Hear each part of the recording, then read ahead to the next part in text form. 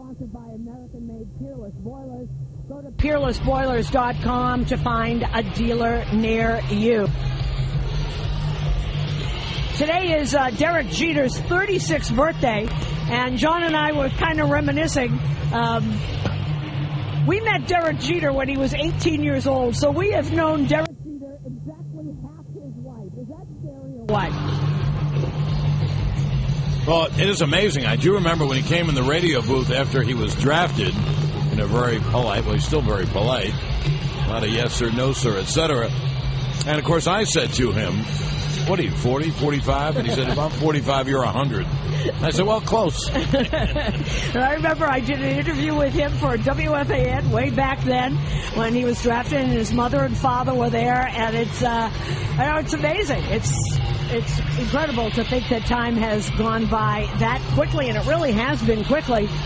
Joe Torre said to me yesterday he remembered what he heard Derek Jeter in an interview, and Torre had already told Derek that he was the shortstop.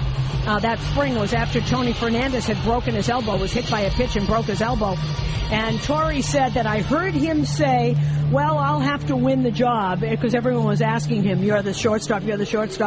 And he said, well, Mr. Torre will make that decision, but I know I have to win that job. And Joe said, I like that kid. I think we got something here. Well, it really was amazing. You know, you talked with Mariano Duncan about the magical year. Jeter became the shortstop. They never thought that. And Mariano Duncan became the second baseman at 340 that year for the Yankees. And he was penciled in as some utility guy. And it was amazing. I think one of the things that Mariano Duncan agreed with me, and it was nobody expected it. It was a very magical year, a very, very, very gritty team. I remember Joe Girardi, when he came to New York, was booed at the Fan Fest because they had gotten rid of Mike Stanley and brought in Joe Girardi. And his wife, Kim, had said to him at the Fan Fest, just keep smiling. We're here for a reason. We're here for a reason. And I once said to Joe Torre, you know, to me, if I had a vote of most valuable player of that team in 1996, it would have been Joe Girardi for the way he handled that pitching staff and the grit that he gave that team behind the plate. And he agreed with me. He said, maybe you don't win without Girardi. And, of course, we play that triple he got in the World Series every now and then. Well, Hiroki Kuroda is taking his warm-up pitches. Kuroda, 35 years old, out of Japan. When he's on, he will get a lot of ground balls, got a really good sinker, slider. Sometimes he'll use that curveball a little bit. 6-5, 3.05 ERA. He has been a very tough competitor for the LA Dodgers. As for the Yankees, A.J. Burnett, very important that A.J. get on a roll, because it's going to be very tough to win without A.J. Burnett winning. And the last two games, he has not gone past the fourth inning before he's been taken out. For June, and this is kind of a stunning stat, for June, he is 0-4 with an ERA of 10.35. Well, the man with the walkie-talkie and the hand signals are talking to Jerry Crawford. This is a Fox game, so we will wait for Fox. And Kuroda is taking his warm-up pitches, and he's done, and they are throwing the ball around. And we're getting close. We're getting close. We're being told. They're waiting. Jerry Crawford just put his hands up in the air like, let's go. Well, here we go. As Derek Jeter steps up to the plate, stepping up to the microphone is the voice of the New York Yankees. Here is John Sterling. Oh, Susan, I thank you. And once again, good evening, everyone. It does seem odd to say good evening because it is sunny and bright and not a cloud in the sky, as it's 11 minutes after 4 Pacific time. And the home plate umpire, Jerry Crawford, is literally waiting in front of home plate, looking at the Fox man whose arm is up, and when his arm comes down, we play. Now Jerry is wiping off the plate. Oh, look, he's furious. He's got his hands on his hips. Arm is still up. Oh, they get the signal. Go. Yay. Hello again, everyone. So here's Derek Jeter to step into the batter's box against right-hander Hiroki Kuroda, who has really pitched very well for the Dodgers. You know, basically a sinker-slider pitcher. Susan gave you his stats, and here is his first pitch to Jeter. There's a strike on the outside corner. Kuroda 6-5 and an ERA of 3.06. And all of his statistics are pretty good. He's walked on the average of just 2.5 men per 9. And his strikeout to walk ratio 3-1. Pitch is grounded foul at home plate. He's not a power pitcher at all. But obviously he makes guys swing and miss. He has 70 strikeouts in 88 innings. Pretty good. Jeter at .281, 8 homers and 39 RBIs. The place is sold out. The most welcome sign for any ball game or concert or movie or Broadway play. Here's the pitch to Jeter outside, slider. And as you come into the long drive to get into Dodger Town, they had a sign up outside the toll booths. Sold out. Anyway, people can't get here because they're still on the freeways. The pitch, another slider outside. And the count 2-2. And you see so many seats open. Well, they're all sold, and they'll be here in an inning or so. You can't get here. It's very tough. And it'll be a 2-2 to Jeter leading off on this beautiful afternoon. Yankees try to go 20 over with a win today. And the pitch is low outside, 3-2. Susan and I came on different buses. Did you go city streets? Yes. Well, we did too. And I asked the bus driver, I thought maybe on Saturday we'd go on the freeway. He said, we'll go on the freeway home, but not here, not coming out. Here comes the payoff pitch to Jeter, and it's low, ball 4. Oh, what an odd at bat. 2 straight strikes and 4 straight pitches all down and away. So Jeter draws a walk. Here's Curtis Granderson. He's at .240, 7 homers and 22 RBIs.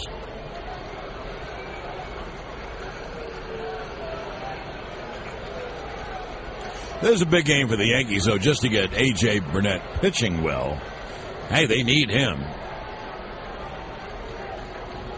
Now, Jeter takes his lead. Granderson, a lefty hitter, and the pitch is a breaking ball high, and the count 1-0. On our scouting report, you heard sinker slider to the righties, and he'll mix in a curveball to the lefties.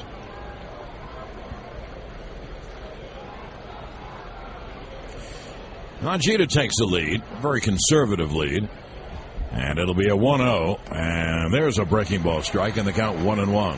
I was talking to Rick Monday, a great broadcaster and even better player for the Dodgers. He was talking about Kuroda, that Kuroda is one of the Japanese who does not adhere to the try and miss bats that Hideo Nomo and some of the other Japanese pitchers go again. He will be more aggressive, but he'll hit corners.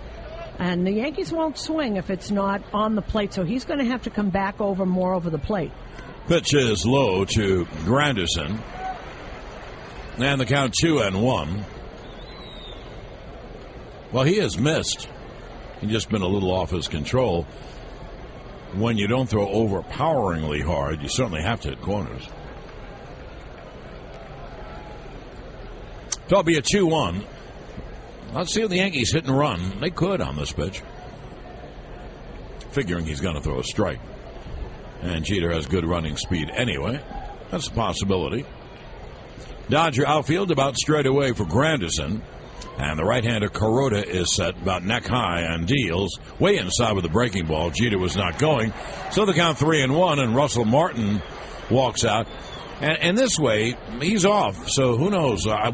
Even though it's a great pitch to hit and run on, because if it misses, it's ball 4, no harm done. I think the Yankees would like to see if Kuroda can throw a strike and put a couple of guys on for the big people coming up to share A-Rod and Cano. And what I noticed, John, was very interesting because he never did it when he was the manager of the Yankees. Russell Martin keeps looking in the bench, and it's Joe Torre who's giving the signs, whether to throw to first, whether to pitch out, whatever. It was always Mel Stottlemyre first, and then Tony Pena gave the signs, but Joe's giving them. That'll be a 3-1. There goes Jeter. Pitch cut on a miss. The throw to second is not in time, and it goes into center field, and Jeter goes to third. So they do send the runner 3-1, and it really worked out. It was a terrible throw by Martin. Low in front of the bag and skipped on into center field. So that's a stolen base and an E2. And Granderson missed the pitch, so the count 3-2 on Curtis. And the Yankees are certainly set up to score a run with a runner at third and no one out. And that was Russell Martin's fault. He had plenty of time. And he set, he threw, and he just threw wildly. It bounced right on the corner of second base and went into center field. That was all Martin. That wasn't stolen off of Kuroda. So the infield is back. A ground ball in the middle of the infield is a run. It'll be a 3-2 to Granderson. And it's high, ball 4.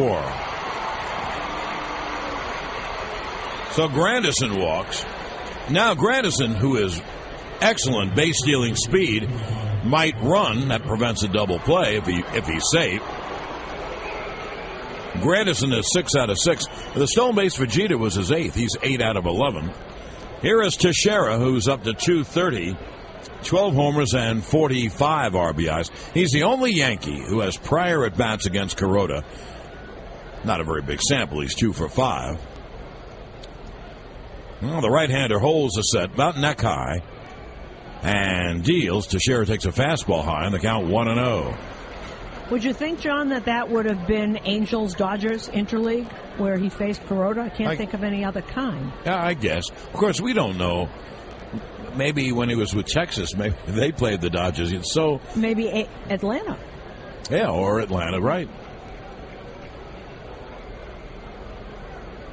That'll be a 1-0. What the Yankees are hoping, of course, is Kuroda, bothered by his control, will throw one right over the plate. Runners lead first and third, no one out. It'll be a 1-0. Swung on. There it goes to deep right center. That ball is high. It is far. It is gone. He threw it over the plate, and Teixeira hit it out. Mark sends a text message to the right center field seats. Oh, you're on the mark, Teixeira. He blasts a 3-run home run. And the Yankees, before an out could be recorded, take a 3-0 lead. Two things about that. We just talked about how Kuroda was not going to be able to live on the corners because they're not going to swing if it's not a strike. So he came back over the middle. Number 2, this is really big for A.J. Burnett. He is in that dugout, and he is clapping hands with everybody. Very big to get, I think, to get Burnett a lead before he hits that mound.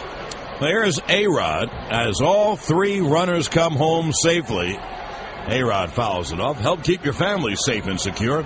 New York Life Insurance Company, 165 years of financial strength. Helps ensure your loved ones will always be taken care of. New York Life, the company you keep. And that's the way it worked out. He had to throw a strike, and Teixeira hit it out, and the Yankees take a 3-0 lead. It'll be an 0-1 to A-Rod, low. For Teixeira, he has 13 home runs, 1 away from the team lead. Robbie Cano has 14. And he now has 48 RBIs, 3 away from A-Rod, 2 away from Cano. Here is the 1-1. Swung on and line to center field. Kemp makes the catch as it knuckles down. That ball was hit right on the nose, and there is 1 away. A-Rod was a .283 with 10 homers and 51 RBIs. And the 51 leads the Yanks. So there's an out, and here's Robbie Cano. If you missed postgame last night, and of course you might have, it was very late, I laughed out loud because I had Mariano on the field after the game as my star of the game, and I said, what about A-Rod's home run to win the game? And he laughed and he said, it's about time. Yes, he did. Yes, he did. And if you missed the manager show, oh, my goodness.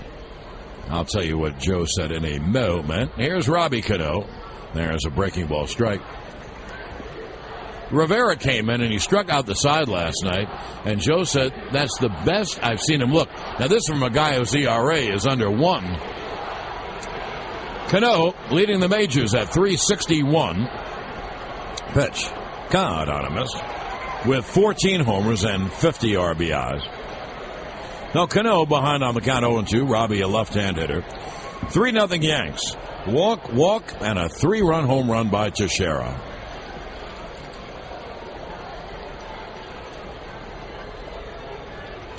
Now Kuroda will deal 0-2, and it's chopped foul outside of first.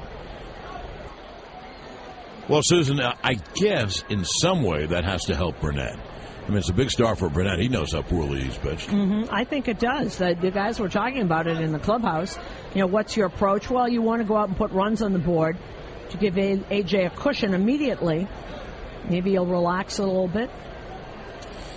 Here's the 0-2 to Cano. And he swings and misses. High fastball. 2-8. Here's Nick Swisher. Cano swung at that pitch. I just saw on a replay again.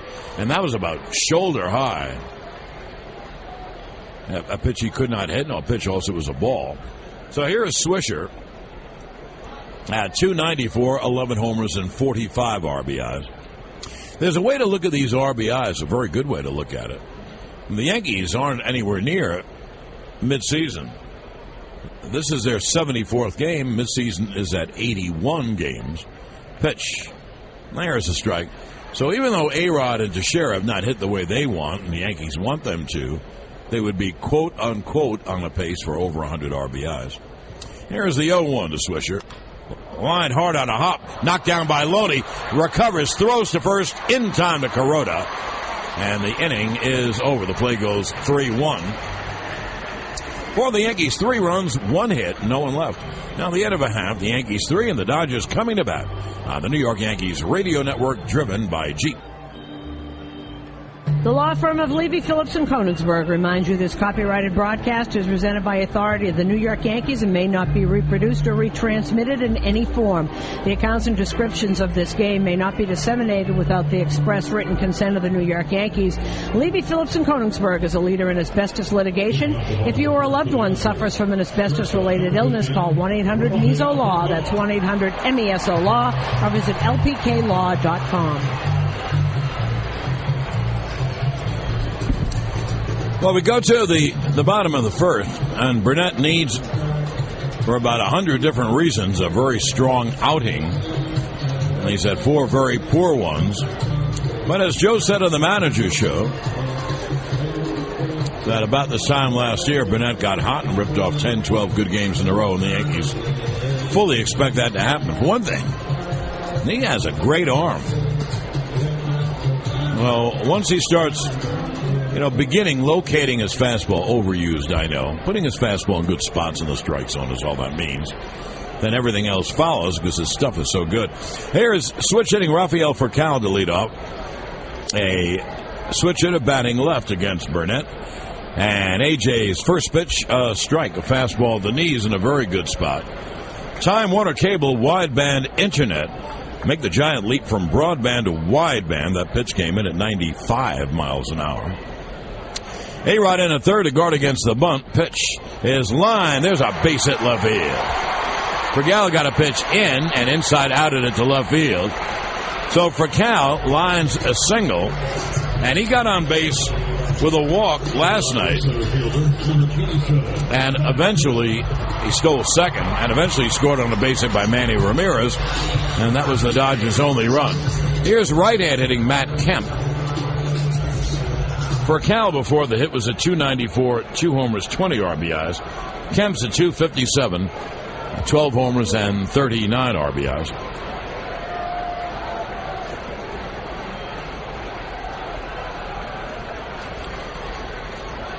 Now Burnett is set, and Furcal leaves, and the pitch is fouled behind the plate. It wasn't hit and run. That's called run and hit because Furcal is trying to steal.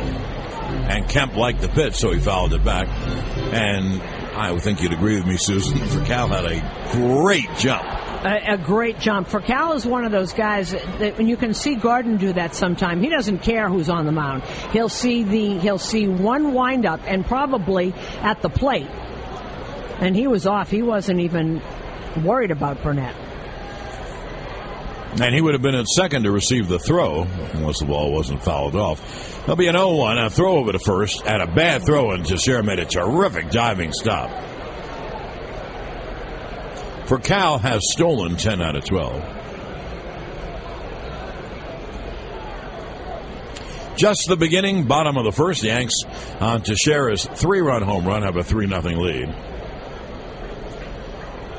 And Burnett deals, and the breaking ball slider is outside. And the count 1-1.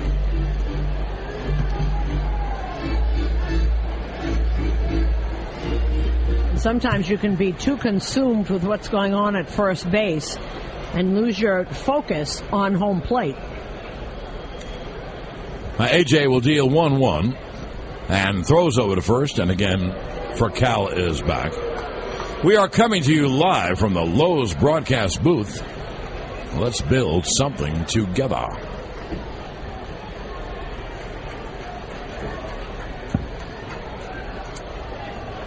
Now, Cal leads off first, a pretty good lead, and Burnett to the plate. The pitch is cut on and missed on a breaking ball. And so the count 1-2 on Matt Kemp. Cervelli doing the catching today. It gives Posada a game off after the night game. And also, it allows then Posada to come back and catch tomorrow, a game that will start an hour later Sunday than the start today.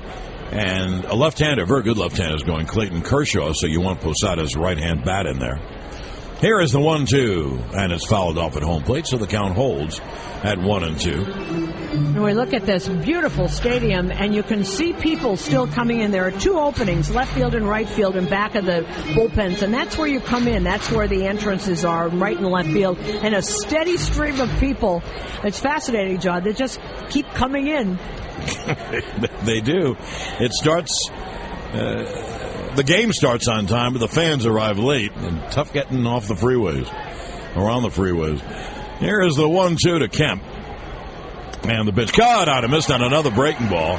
And by the way, you know, LA always gets knocked because the fans leave early, whether it's here or Laker games. Well, there's a reason for it. Oh, boy, is there. And where the stadium is to get there, it's a neighborhood. It's a one-lane highway going in both directions. You're going through somebody's neighborhood. So there's probably a traffic jam, the likes of which you've never seen, coming up from the freeway. Now here's left-hand hitting Andre Ethier. He's at .317, 12 homers, 45 RBIs. 1 on, 1 out for Cal at first. Yanks with a 3-0 lead, bottom of the first. Burnett holds the set, and the pitch is hit in the air deep, but foul down the left field line, out of play. I guess here the ball doesn't carry as well at night. That's what they say. Carries very well in the daytime because the distances aren't far, but it's really how the ball carries. 330 down the lines and 375 to the alleys and 395 to dead center.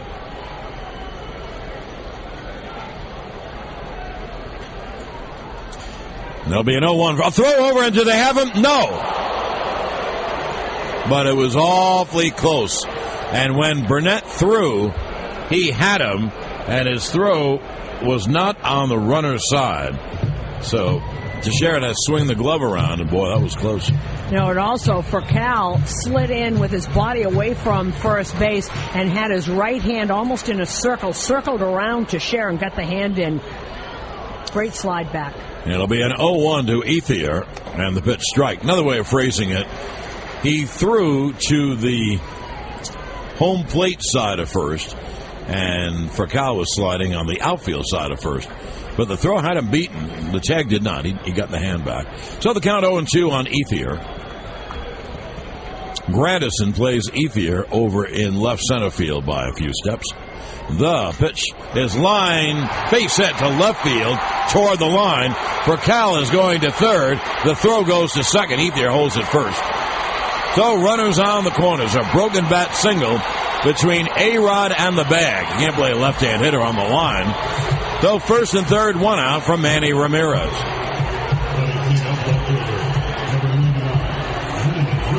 And Cervelli saying something to A.J. Burnett. Burnett wants another ball.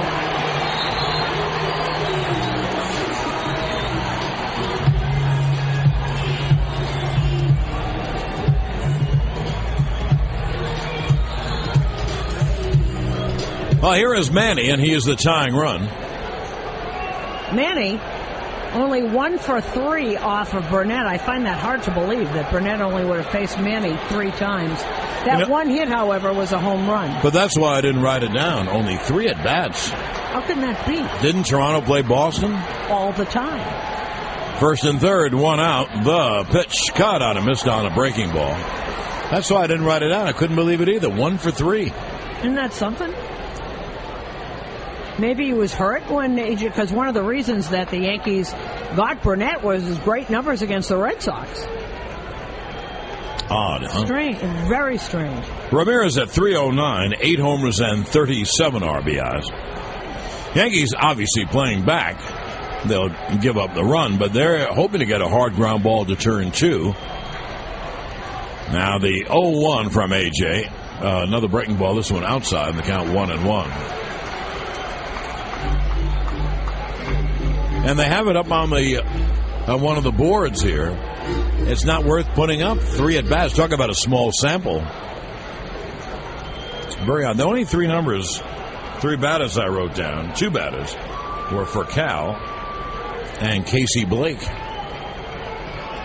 And only Teixeira has ever faced Kuroda before. It'll be a 1-1 to Ramirez.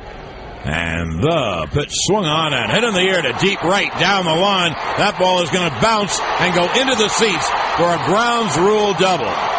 Scoring is for Cal. Having to hold at third is Ethier. Manny at second with his grounds rule ribby double. And the Yankee lead is 3-1. And here comes Joe Torre out to talk to AJ. You know, Gene Monahan, the trainer, was up on the top step. He almost came with him, but Girardi sees something and said something, turned around and came back in. You know, John, Manny might not have the power that he had when he was a Red Sox, but every time you watch him, you're going to throw a ball outside, he'll go the opposite way with it. You're going to throw inside, he's going to turn on it. Such a good hitter. Oh, I think he's a terrific hitter. I agree.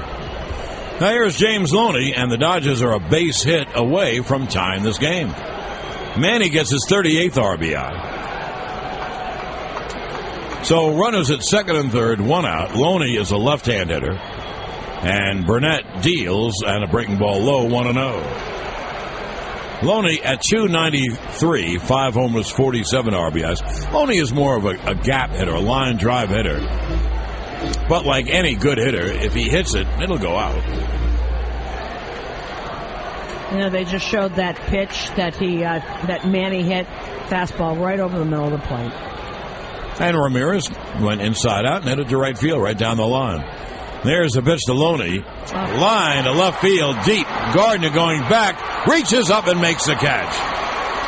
Tagging and scoring is Ethier.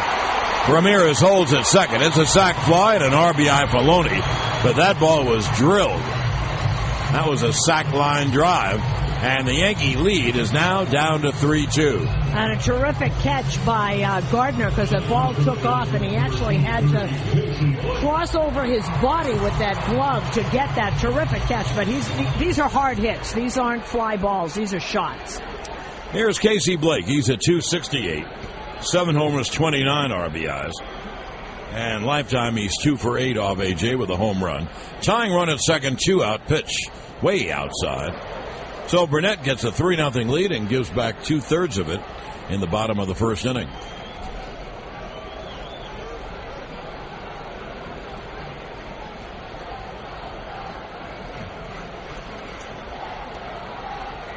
Ramirez off second, the tying run. That'll be a 1-0 to Blake. Blake's a right-hand hitter. And the pitch, fastball low. And the count 2-0. Another right-hand hitter up next, the catcher Russell Martin.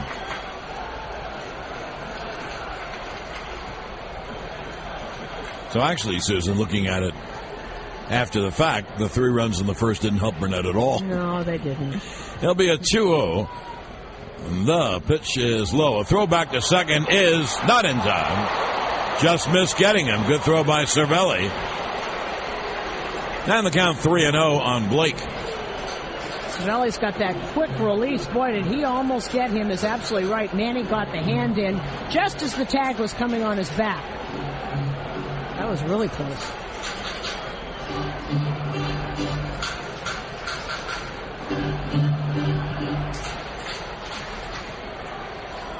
That'll be a 3-0 to Blake. Burnett 3-0 is a fastball poured in for a strike, and the count 3-1. And as John always says, managers will say, see, he can throw a strike.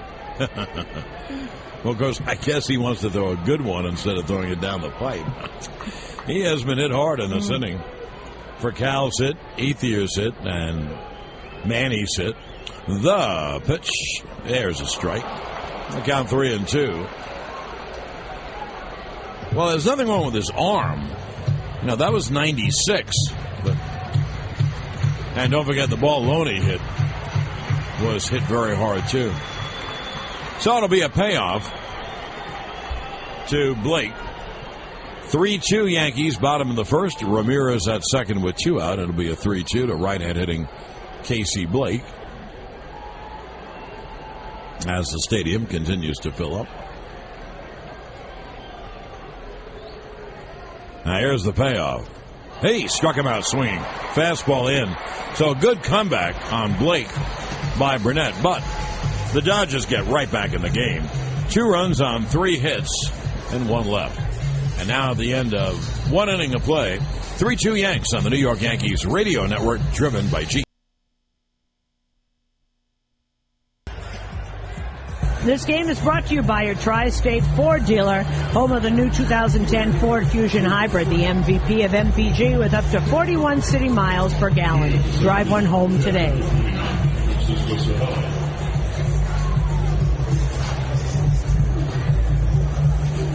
Let's take 10-second station ID on the New York Yankees radio network. Hi there. Here is Cervelli to lead off the second. There's a breaking ball that is a little high, I guess. The count 1-0. John Sterling, Susan Waldman here at Dodger Stadium. We're in the top of the second and a wild first inning. 3-2 Yanks at the end of 1. And the pitch is fouled off. And the count 1-1. Cervelli at 287, no homers, 29 RBIs. It'll be Cervelli, Gardner, and then the pitcher, A.J. Burnett, here in the second inning.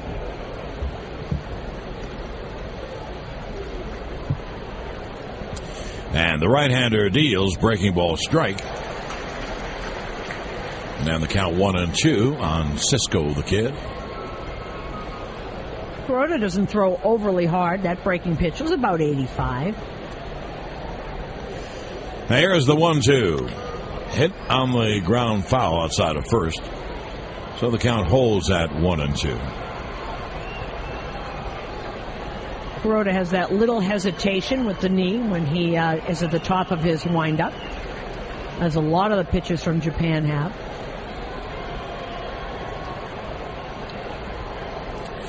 Here's the 1-2. It's grounded to short. And Furcal fields and throws out Cervelli. And there's one away.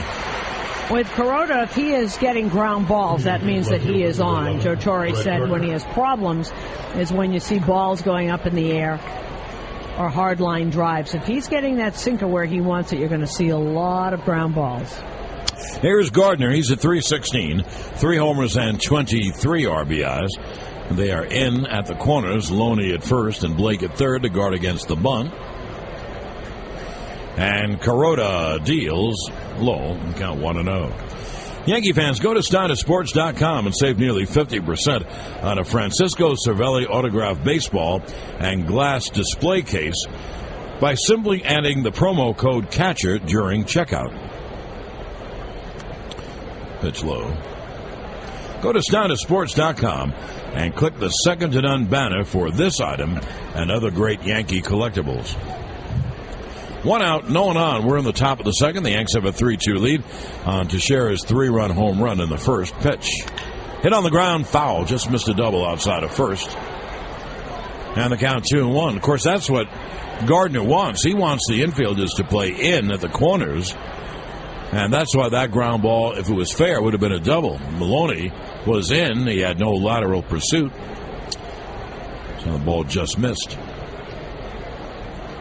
There'll be a 2-1 to Gardner. The Yankees would love Gardner to get on for many reasons, one of which, there is the 2-1.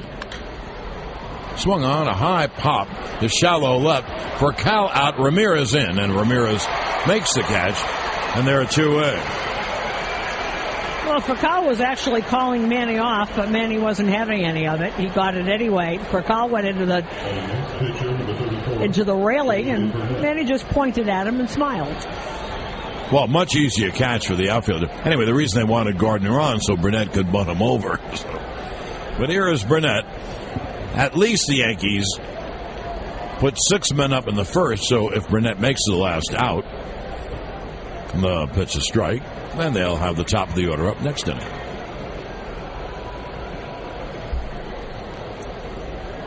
Two outs, no one on for A.J., who bats him like he throws him right-handed, and the pitch is outside, and the count 1-1.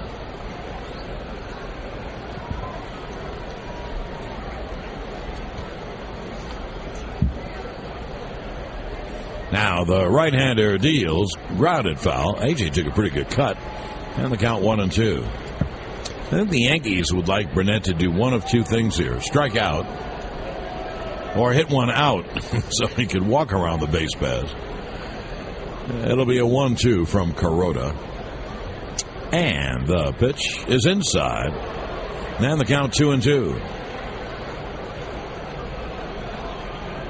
Yeah, the last thing a manager wants is for his pitcher to walk or just get a single.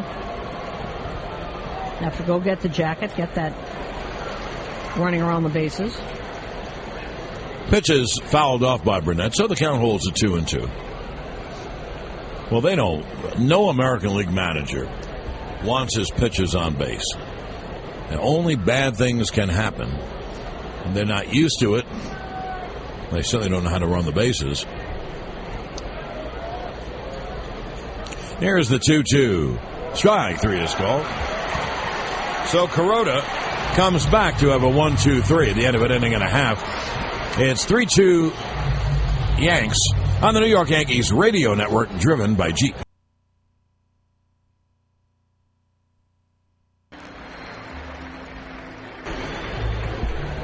Well, we go to the second inning. The Yankees have a 3-2 lead. In the first inning, Jeter and Granderson walked. Teixeira hit a 3-run home run. And for the Dodgers, Furcal singled. Ethier singled him to third. Manny Ramirez hit a ground rule double down the right field line. Made it 3-1. And Loney hit a hard line drive in deep left to Gardner, and that brought in the other run. So that's where we are, 3-2. And all the ex-Dodger stars are here, and they just introduced two real stars. One, Tommy Lasorda, and someone who might be the nicest man I've ever met, Don Newcomb, as classy and lovely a man as you could ever meet. Both of them here. Steve Garvey is here. They do one every half inning. They'll put another one up on the board. Bottom third comes up for the Dodgers. It'll be Russell Martin, a right-hander, Blake DeWitt, a left-hander, to the second baseman today. And then the pitcher, Kuroda. A lot of action already over in the big. Susan will have a scoreboard coming up. Here's Martin at 245. And there is a strike with 4 homers and 17 RBIs. So now we'll see if Burnett, like Kuroda, can regain his form and have a 1-2-3. The 0-1 is outside, 1-1. Scoreboard update is sponsored by your Mercedes-Benz Tri-State dealers. Well, Boston's jumped out to a 4-0 lead, bottom of the second in San Francisco. Darnell McDonald and Mike Cameron have both homered. They are in the bottom of the second, as I said. The 1-1 cut on a missed 1 and 2. No score. Cubs at the White Sox, top of the third. Carlos Silva against Freddie Garcia. Cincinnati and Cleveland, bottom of the second. In Cincinnati, they are tied up at 1 apiece. Justin Masterson and Sam McClure.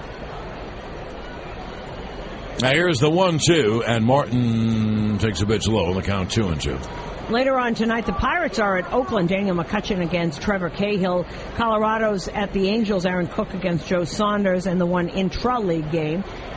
Florida is jumped out to a 1-0 lead over San Diego. Top of the third, John Garland against Josh Johnson. Now here's the 2-2 pitch outside. Now, I read a stat about Josh Johnson. I think he's allowed 1 run or less in his last 8 starts. He is really good, and no one knows who he is. More people knew about him being the losing pitcher in Roy Halladay's perfect game than anything else. Yeah. And he's a terrific pitcher. The Yankees found that out. There's the 2-2. Foul first base side out of play. These are all finals. Twins beat the Mets and Johan Santana 6-0. Carl Pavano gets the win. Jason Kubel is 10th homer. St. Louis beat Kansas City 5-3. Blake Hawksworth beat Kyle Davies. Texas wins again 7-2 over Houston. C.J. Wilson beats Josh Banks. There's a strike. Fastball at the knees. Catches Martin looking. So Burnett has 3 strikeouts. That one away. Now here's the lefty hitting second baseman, Blake DeWitt. He's at .267, a homer, and 24 RBIs. Toronto beat the Phillies 5-1. Sean Markham beat Cole Hamels. Ryan Howard his 15th. John Buck his 13th. Alex Gonzalez his 14th. Aaron Hill is 11th for Toronto. Burnett's first pitch, a fastball low. He is throwing hard today, if not effectively. That was at 96. Baltimore beat Washington 6-5. Jason Birkin gets the win over Sean Burnett. Adam Jones has 12th homer of the year. Now here's the 1-0 pitch high. I'll tell you one thing about Baltimore. That's one of the few times this year they've won 2 in a row. They won a 1-run game last night. They were down 6-0 to Washington and came back. I think they won 7-6. Tampa Bay beat Arizona 5-3. Here's the 2-0, and it's inside 3-0. David Price beat Ian Kennedy. Justin Upton his 14th homer. 5-4 Seattle victory over Milwaukee. Brian Sweeney gets the win. Randy Wolf takes the loss. And Atlanta's beaten Detroit 4-3. Kenshin Kawakami beat Joel Zumaya. Now the pitch is outside. He walked DeWitt on 4 straight. Now, he didn't walk him because he was afraid of him or trying to pitch around him, or he just walked him on 4 straight. Blake DeWitt is a young player. He has 1 home run and a .267 batting average.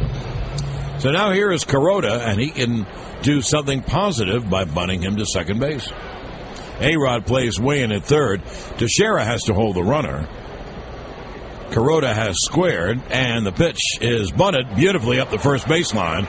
Teixeira has 1 play, flips to Cano covering. So the sacrifice works 3-4. Now here is for Cal, and a base hit will tie the game.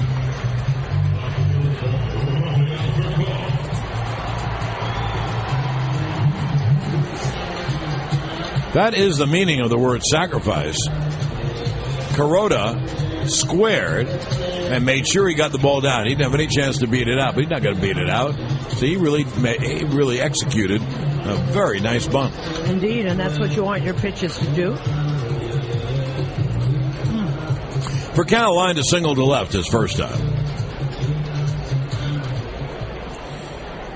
Now DeWitt on a walk and a sacrifice at second with 2 out. And here is for Cal. For Cal, switch hitter batting left, a very good offensive player. And Burnett deals low. He's a good offensive player because he's a switch hitter and he can hit. And he also has a little bit of pop. And if he gets on base, he can steal. So you put them all together, he's a very good offensive player.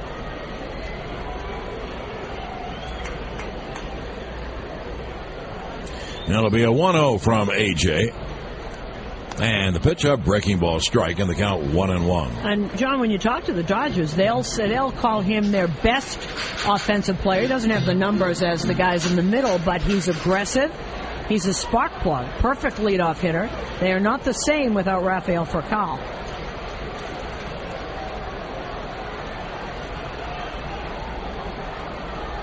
Now Burnett's 1-1. There's a strike with the fastball in the inside corner. And the count 1-2. Their gun here might be a little fast. Maybe not. How would I know? But Padilla was throwing very hard like this, and Burnett, that was 96. That'll be a 1-2 to Furcal. The pitch. He struck him out swing on a breaking ball.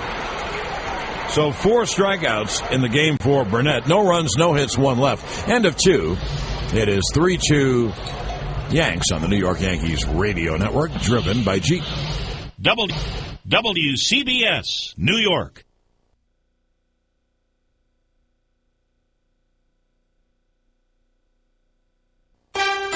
WCBS 880. Beacon covered. Listen to WCBS every day. 10-second station ID on the New York Yankees radio network. Get Yankees baseball on CBS and WCBS FM HD3 New York.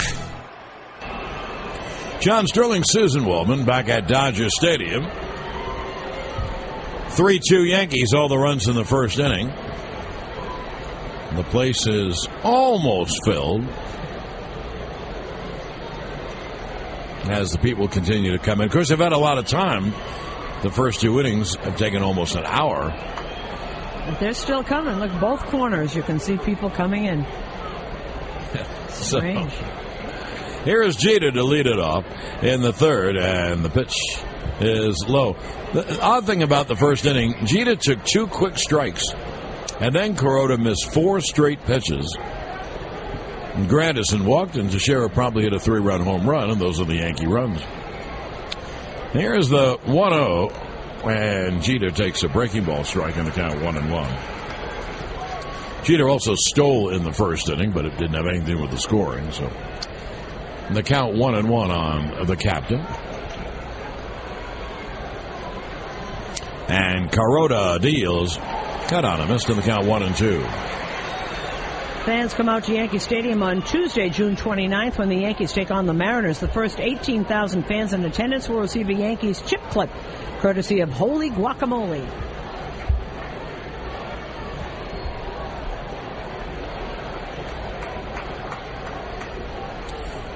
Here's the 1-2 to Jeter. Man, the pitch is low, a breaking ball. I found something interesting in the stats. The Yankees score a lot of runs. They're second to Boston for the most runs in the major leagues, and they're first in plus-minus in runs. In other words, the runs they score and the runs they have given up. The Yankees are plus a little over 100, the most in the major leagues. But that's not what I found. Pitch. Line to right field. It's a base hit. Inside out, there's the Jeterian swing, and he handles the ball in and lines a base hit to right field, and here's Grandison. So their offense is great. They've been on base more than any other team by a lot. In pitching, the Yankees are now second to Tampa. They have the second best ERA, and that's not what I found that surprised me. I don't think I've ever seen this stat in all my years with the Yanks since my 22nd year. Do you know they're number 1 in fielding percentage?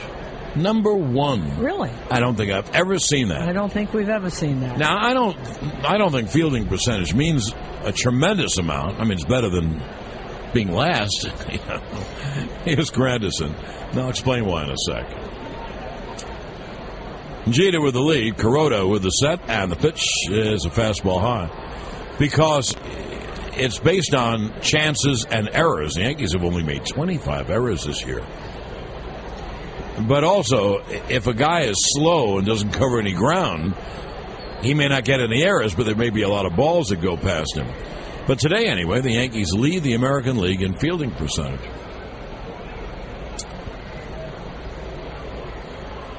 And the pitch is low. But you know, when you put it all together, Susan, they're second in pitching ERA, second in runs scored, first in on-base percentage, and as I said, first in defense. That's a good combination. Yes, and that's probably why all those things combined put you in first place. It's amazing because, you have to step back a little bit. We nitpick. This one's not hitting. This one's not hitting. They're in first place somehow.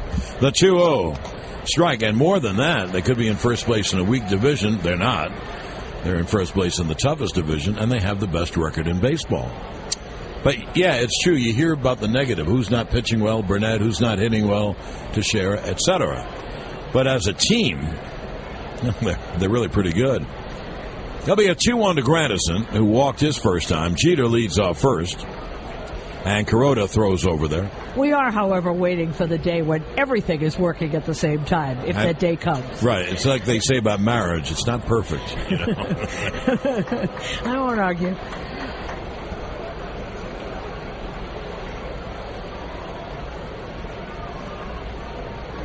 Now Kuroda is set to be a 2-1. Line to center field's a base hit.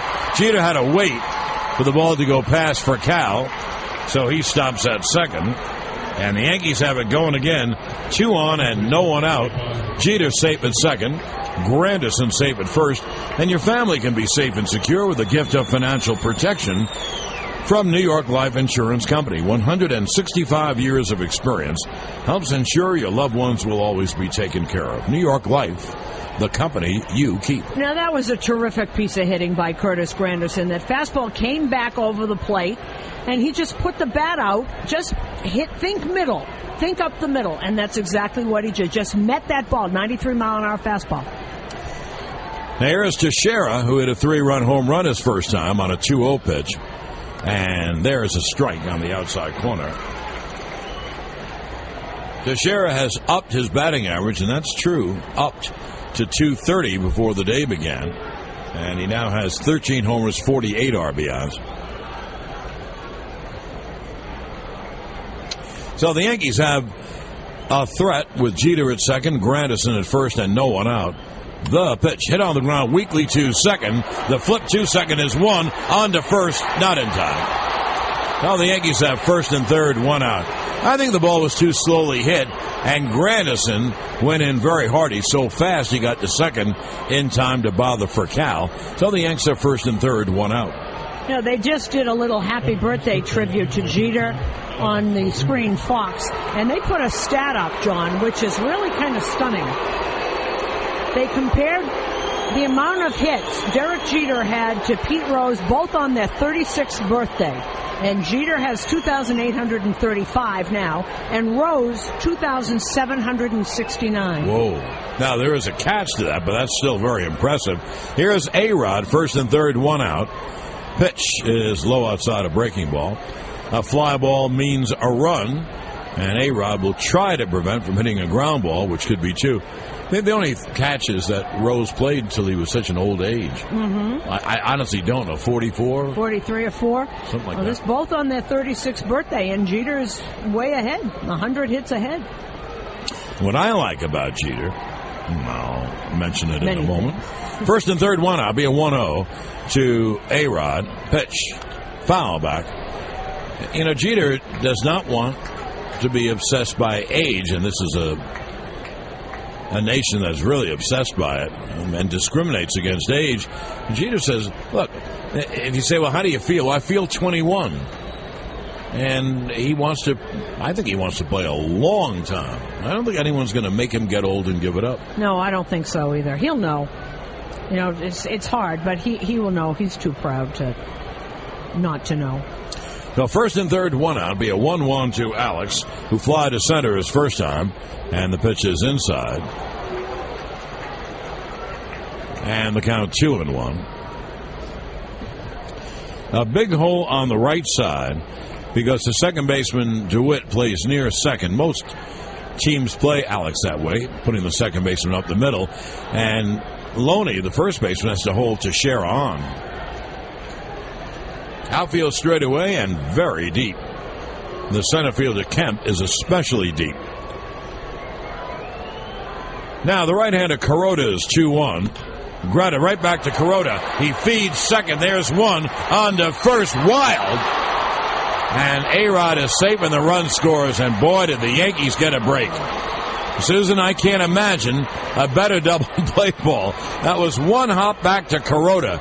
He took too long, and the throw to first had A-Rod beaten by a lot, and it was wild. Well, DeWitt goes to get away from the sliding Teixeira, and because of that, the ball took off. Loney had no shot. I bet that was 3 feet over his head and down the line towards home plate. That was a perfect double play ball. Kuroda waited for DeWitt to get over there, and by the time he did that, Teixeira was coming in, tried to rush the throw, and boy, was that an awful throw by DeWitt. And so it's just a fielder's choice. No error because A-Rod's at first. You can't assume the double play. Here's a pitch to Cano low. So the Yanks take a 4-2 lead. Jeter scores the run. A-Rod knocks it in, and Alex now leads the Yanks with 52 RBIs. I would love him to change that rule. Why can't you assume the double play? Yeah, of course you can. I think you can. You know, the official scorer can say, I thought it was a double play. That's enough. Right. Should be the official scorer's decision. Right, of course. They make a lot of decisions. Yeah. And that should have been a double play. And if it was a double play, the Yankees wouldn't have scored. They got very lucky. Cano struck out his first time. The 1-0 is high in the count, 2-0. I guess I'm saying on that one, it's not like Teixeira knocked it over. He had plenty of time to throw.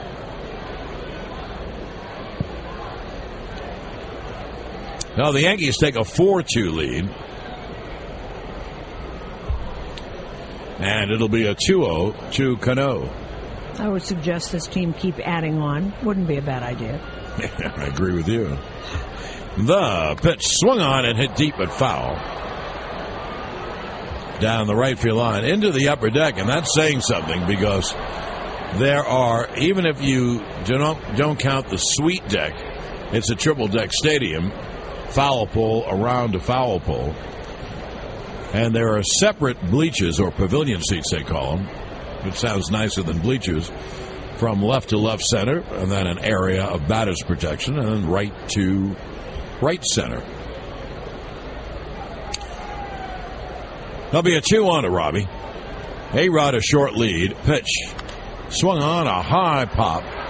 Foul. Third base side, but back in the crowd. And the count 2-2. Well, it's time for the Subway Wake-Up Call Trivia Contest. How many National League pennants did the Dodgers win while in Brooklyn? Call 1-877-987-WCBS. The first caller with the correct answer will win a $25 Subway card. And WCBS will announce the winner tomorrow morning between 6 and 9.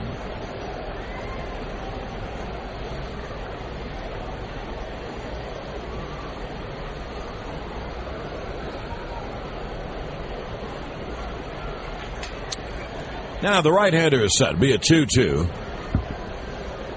And the runner goes. Pitch is hit on the ground weakly to second. DeWitt flips to first to end the inning. Now the Yankees get 1 run, 2 hits, no errors, and 1 left. And now the end of 2.5. 4-2 Yanks on the New York Yankees radio network, driven by Jeep.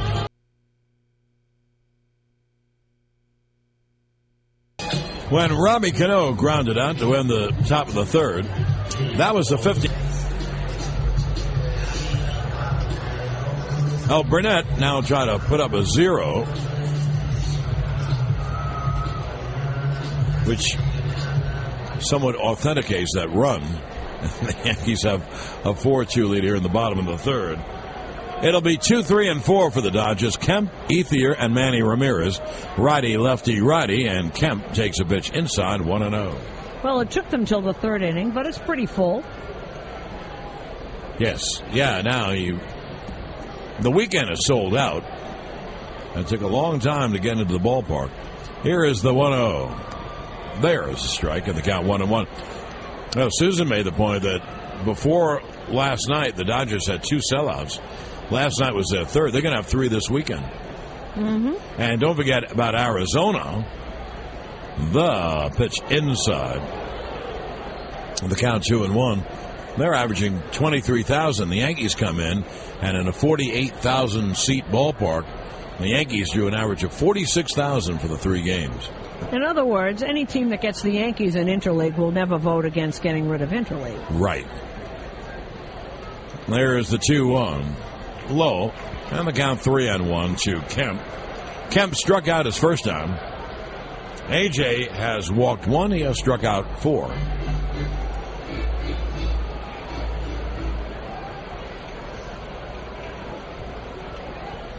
Now here's the 3-1.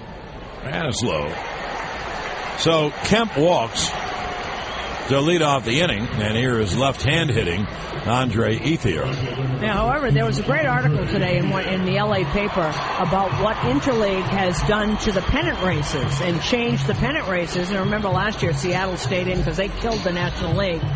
Texas has gone 12-4 against the National League, and they're leaving the Angels in the dust because the Angels have gone 9-7. So they've gone from a deficit to being 4.5 games up because they've gone 12-4 against the National League.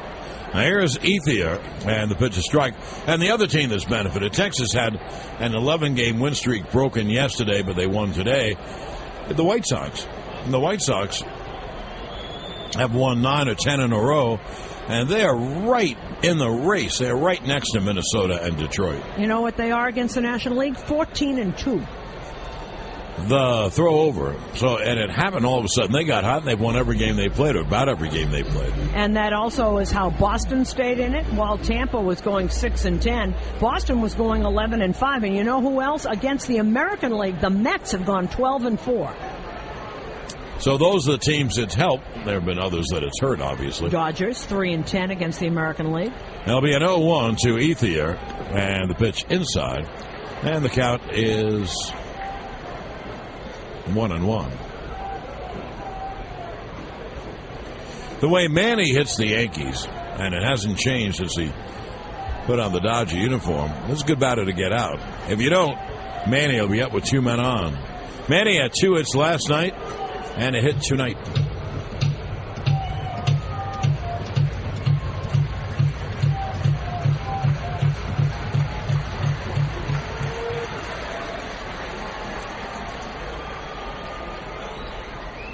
Burnett is really taking his time.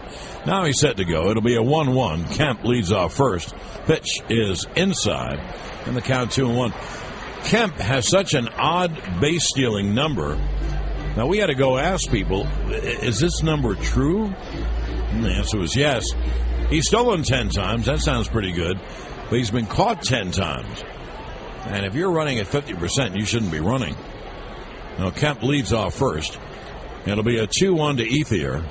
And the pitch is lined to center field. It's a base hit. Granderson fields and fires back in. And LA has something going in the third inning. They have first and second, no one out. And here's Manny Ramirez. And that was not a soft line drive. These are shots. He's getting hit hard when they hit him.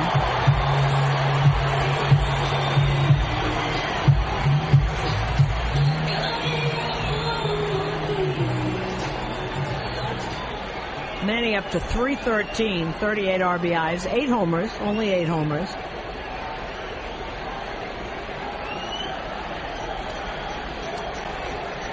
Well, he has Kemp at second and Ethier at first, so the tying runs are on. And Manny is the go-ahead run. And Burnett deals low in the count 1-0.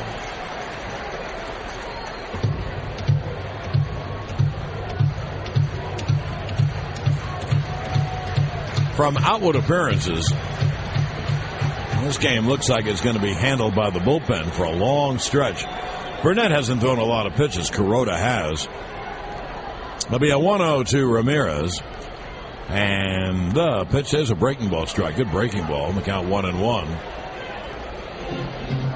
We gave you these stats last night. Manny's had 730 at-bats against the Yanks.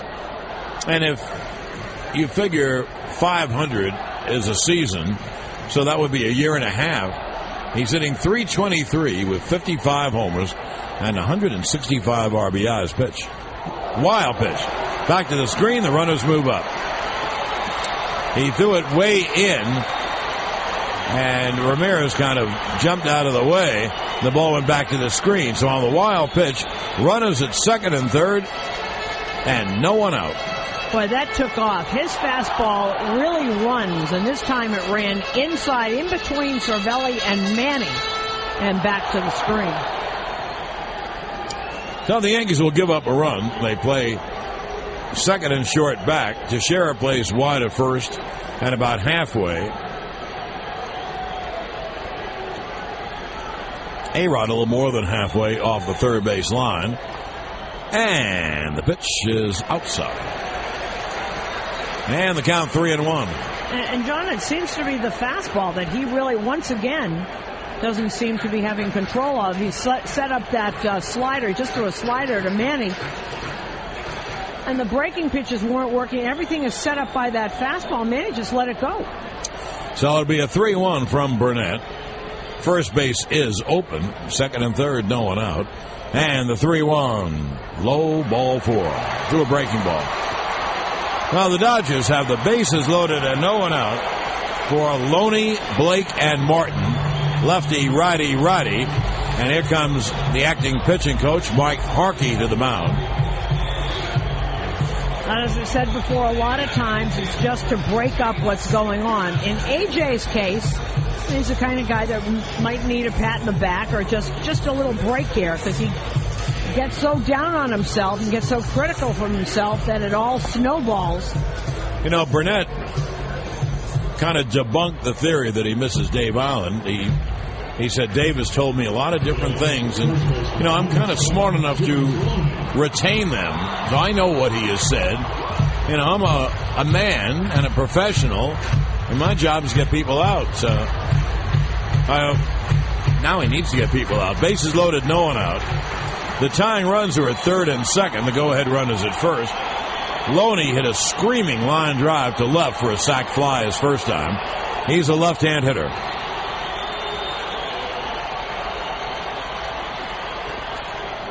And Burnett deals low 1-0. And let's face it, you have the bases loaded, no one out. That's when you want to throw strike one.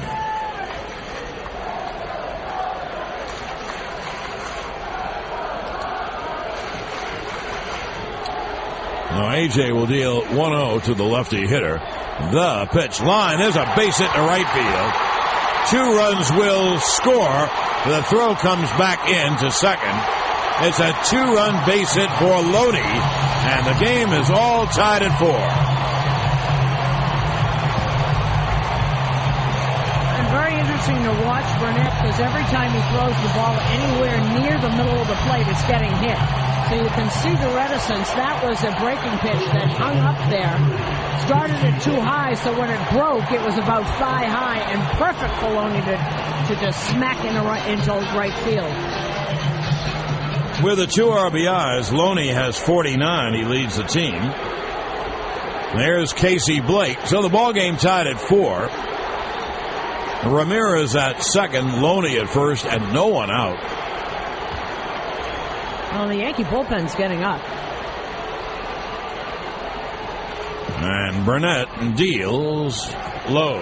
Well, in the inning, walk, single, walk, single.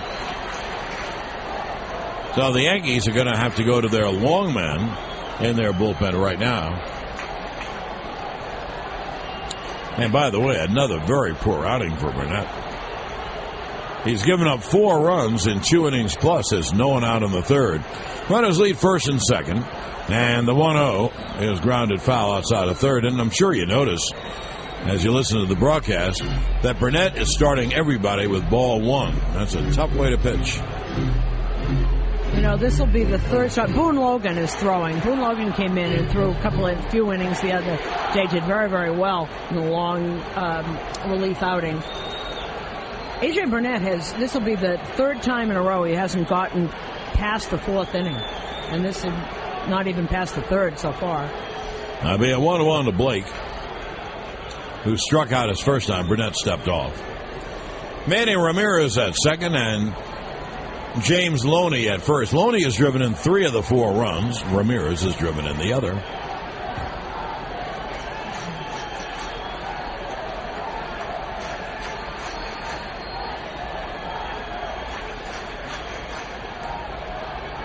Now Burnett deals high to Blake. And the count 2-1. Very tough, John. Nothing's working. Fastball's not working. Breaking pitches aren't working. And when he comes in, it's getting hit. And hit hard.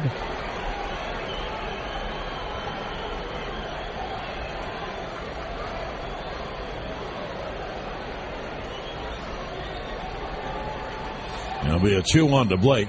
Runners lead off first and second. No one out. Pitch is low. And the count 3-1. Going hard, but not effectively. That was 96, which tells you that it's so much more than 95. So much more. Now the count 3-1 on Blake. Blake has a lot of power, so you just can't throw it down Broadway. Now Burnett is set. Here's a 3-1. It's low in there, loaded up.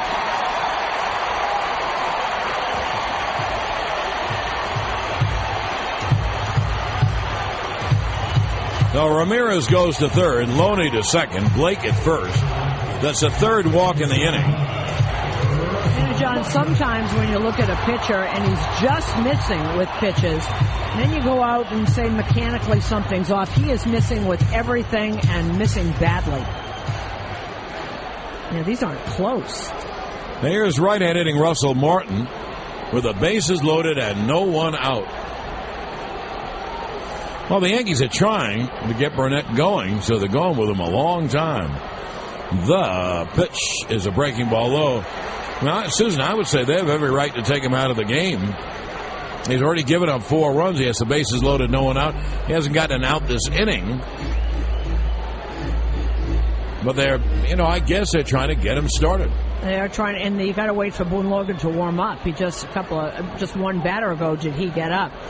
And Cervelli out, taking time and trying to give him a little encouragement. But a shadow has just come. The shadow of the light stanchion is covering the pitcher's mound, and it's very apt because everything is in bright sunlight except the pitcher's mound.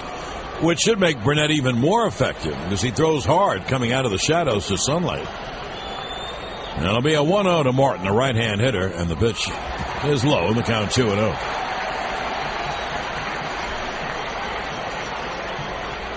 Well, you see Joe Girardi and Mike Harkey talking down there. You don't know what to do. I mean, they certainly need A.J. Burnett. Whatever it is, they've got to get it straightened out. Now, A.J. will deal 2-0. Foul back by Martin. And the count 2-1. And that fastball was 96. It broke, but it broke right over the middle of the plate. It's got a little tail on his fastball. It runs. And that was right over the middle of the plate. Martin missed it.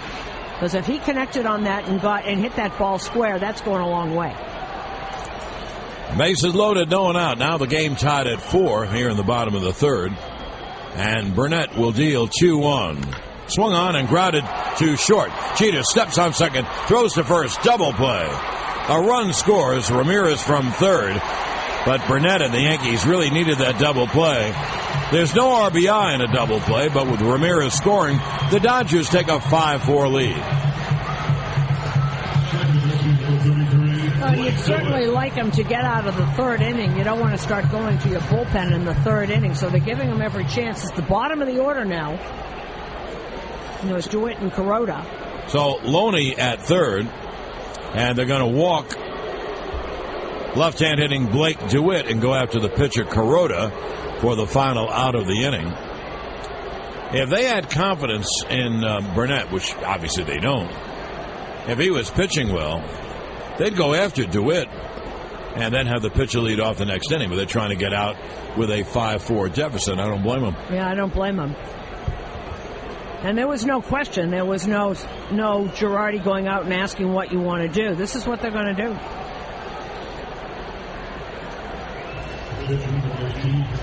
Earlier in the inning I said, we'll see the bullpens today, and although Burnett doesn't have a high pitch count like Kuroda, well, now he does.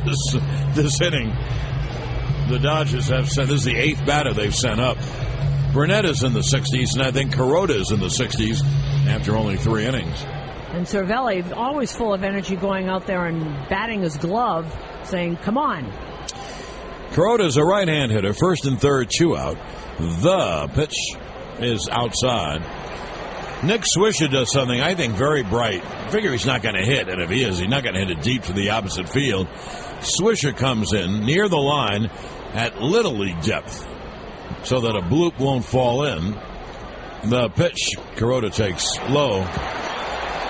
No, the count 2-0. Now, they didn't intentionally walk DeWitt. For him to walk Kuroda and bring up for Kyle with the bases loaded, and he's behind the pitcher 2-0. Isn't this something?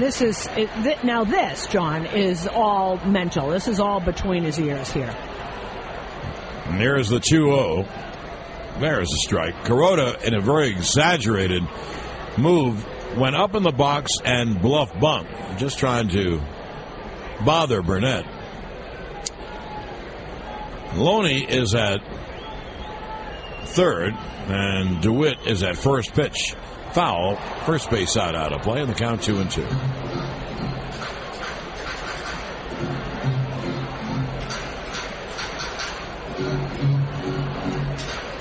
The Dodgers have a 5-4 lead. However, unlike last night when you knew a lot of runs wouldn't be scored, looks like today a lot of runs will be scored. Pitch foul, first base side out of play, put the bat on the ball.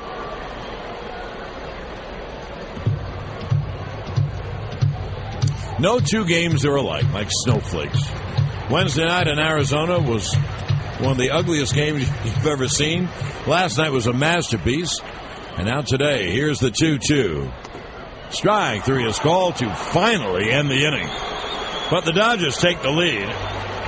3 runs, 2 hits, and 2 left. And now at the end of 3 innings of play, the Dodgers 5, the Yankees 4, on the New York Yankees radio network, driven by Jeep.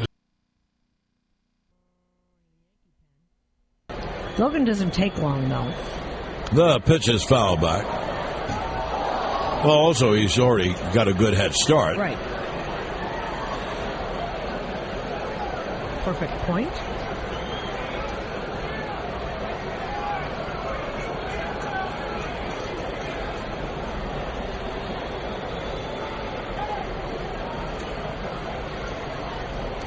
Now, Kuroda's 1-2 is cut on a miss, but it's missed by Martin, and Swisher gets on.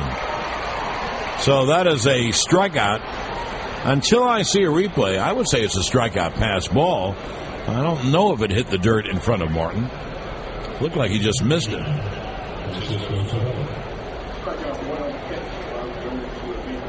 They called it a wild pitch, huh? Mm-hmm. Yes, strikeout, wild pitch. Well, they haven't had a replay yet here, so we'll take a look at it again, if they ever do. So there is the tying run. Here is Cervelli. Well, I gather that it hit. I don't look at the monitor. I call the game straight up. So you look through the umpire, catcher, and batter. It must have hit the dirt in front of Martin. That's the only thing you'd think. So there's the tying run at first. Here's Cervelli. And the pitch, strike at the knees. Cervelli grounded to short his first time. That's the third strikeout for Kuroda.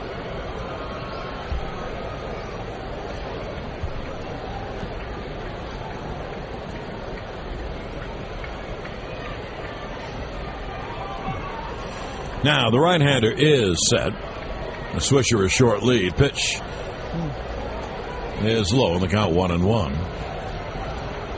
And he's throwing pretty hard. His fastball, 92. He's actually gained velocity as the innings have gone on.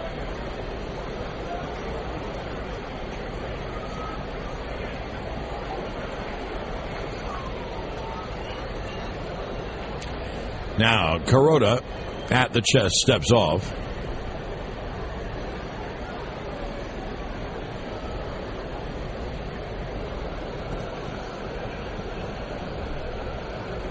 Well, if you're looking to fill up your Saturday evening with a good ball game, we should have a game on for you for most of the evening, if not all of the evening.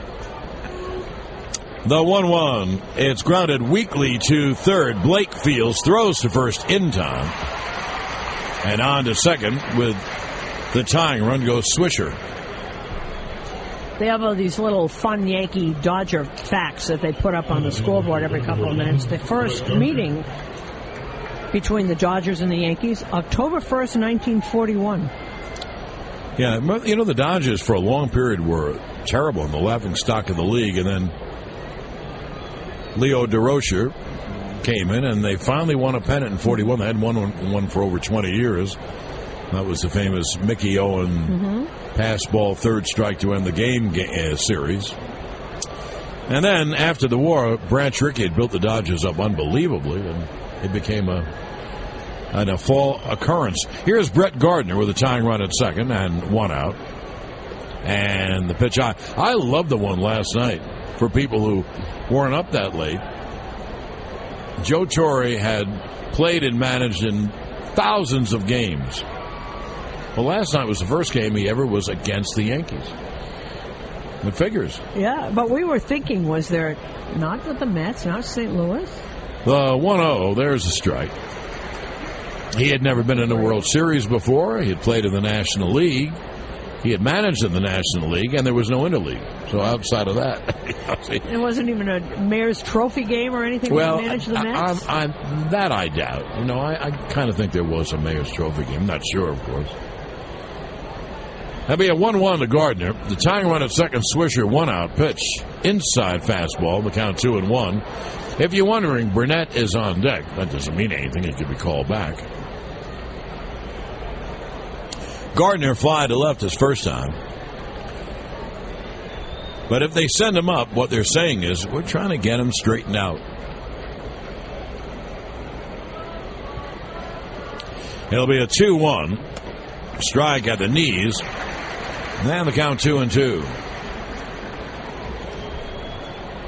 Kuroda using that slider on Gardner right there, 83 miles an hour. He's got a very sneaky fast delivery. After that little hesitation that he has with that knee, goes up and stops for a moment, and very sneaky fast with the pitch. It'll be a 2-2 to Gardner. Swung on and grounded to first. Loney fields and throws. He'll never get him. He's safe. As you can see it develop, he is so fast, Gardner. He's so fast. As you see it develop, you knew they weren't going to get him. Loney had to back up to get the ground ball through to Kuroda, and Gardner simply beat him to the bag. And you could see that happening. You could see Kuroda start to run faster when he realized what Gardner was running, streaking down the line, caught the ball about 4 feet away from the bag, and Gardner just zipped right by him. So they do send up Burnett with first and third, 1 out. And I would say it will be a safety squeeze. If anything, just to get Gardner to second. I wonder if Gardner would steal here. Kuroda is set. Burnett, a right-hand hitter. And Kuroda bluffs toward third, fakes toward first. Swisher is at third on the infield single by Gardner. So the Yanks have the tying run at third. They have the go-ahead run at first. And we'll see how the Yankees play it, but it looks like it would be a safety squeeze, or a sacrifice anyway.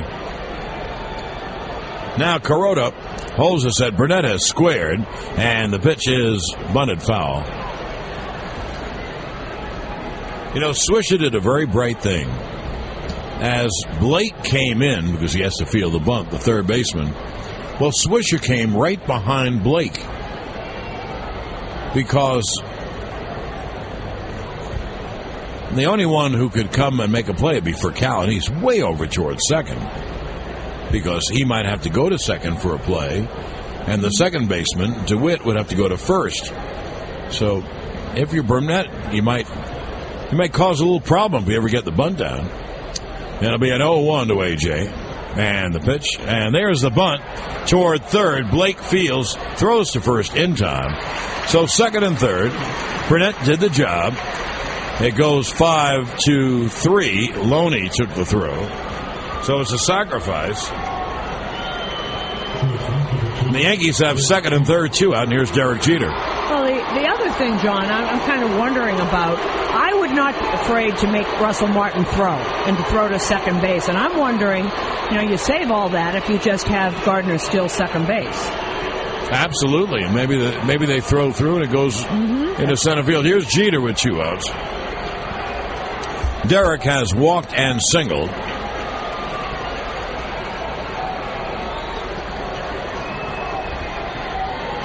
Five-4 Dodgers, top of the fourth. The Yankees have second and third, and now 2 out. And the pitch is a strike. Now the Yankees have not hit Kuroda in this inning. Remember, he struck out Swisher, who got on a wild pitch, strikeout wild pitch, and then Gardner's hit was a bouncer to deep first. They're waiting for a beach ball to be retrieved from left field. And if you're wondering, everybody, the ocean is west of here. And the drive shouldn't take too long. That'll be an 0-1 to Jeter. Carota holds the set and deals. Cut on him. And the count 0-2.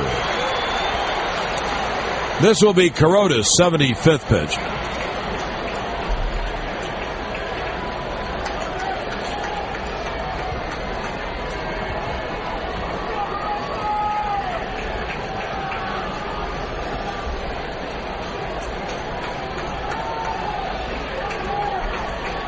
There's a site we're used to. Larry Boa down there positioning the infielders. He backed up DeWitt, who's just on the outfield grass now, the second baseman. Here is the 0-2. He struck him out swinging to end the inning. No runs, 1 hit, 2 left. Now the end of 3.5. It's 5-4 Dodgers on the Yanks radio network, driven by G.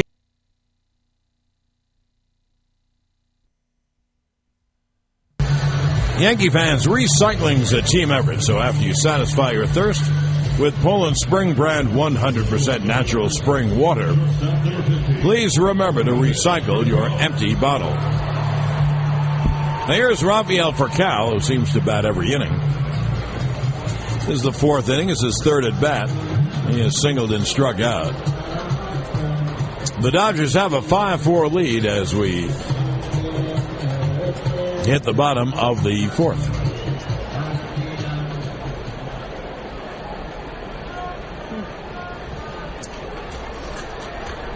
Furcal singled and scored in the 1st, struck out, and now here he is in the 4th. And the pitch is a little swinging bunt toward 3rd. A-Rod fields, fires, not in time. That's the old Tony Fernandez swing, or as Casey Stengel would say, Butcher Boy. He choked up and took a half swing to hit a weak ground into 3rd. I mean, he really tried to do that, and it was a good thing to do. He beat the throw easily, so there's a leadoff single for Furcal. And that is exactly the play that John describes all the time, but you wonder why the Yankees don't do that kind of thing to get on base, because there's no way that A-Rod was going to get that. The only person who could have fielded it was A.J., and not quick enough. And also, when there's a runner at 3rd, and if you hit that kind of a ground ball, play pepper with the second baseman or shortstop, you bring in a run. But anyway, you have to have talent to do that, man. Yep. Well, here is Kemp. Matt Kemp has struck out and walked. Furcal, always a threat to go. Scoreboard update sponsored by 877 Cars for Kids. That's Cars with a K. Donate your car today at carsforkids.com. And these are all finals in Interleague. Twins beat the Mets 6-0. Carl Pavano beat Johan Santana.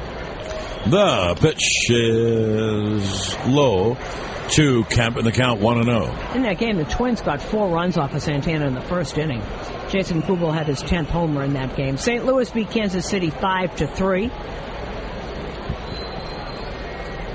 Texas back on their winning wing, 7-2 win over Houston. C.J. Wilson beat Josh Banks. Throw to first, and Furcal back.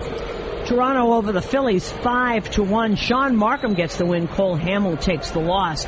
Baltimore beat Washington 6-5. Jason Birkin beat Sean Burnett. Adam Jones his 12th home run. Tampa Bay beats Arizona 5-3. David Price beats ex-Yankee Ian Kennedy. Now here's the 1-0. Breaking ball low, 2-0. Seattle with a 5-4 victory over Milwaukee. Brian Sweeney gets the win. Randy Wolf takes the loss. And Atlanta over Detroit 4-3. Kenshin Kawakami beat Joel Zamaya. Well, Burnett in the soup again. Little infield single by Furcal. Behind Kemp 2-0 with the big guys coming up. And Burnett's 2-0 is grounded weakly to 3rd, and it goes foul. If it hadn't gone foul, there'll be another base hit. But he didn't try to hit the ball that way. He just happened to just miss-hit it, where Furcal really tried to hit a weak grounder. Well, you know, the Yankees made a calculated gamble. Let Burnett hit with 1st and 3rd, sending up a pinch hitter to drive in the run and tie the game. And, you know, the Yankees would say, well, it's only the 4th inning. But it backfires if Burnett can't pitch well. Logan is up once again in the Yankee bullpen. Standing next to all the ivy in the back of that bullpen. They're all protected. Both bullpens surrounded by bushes of ivy.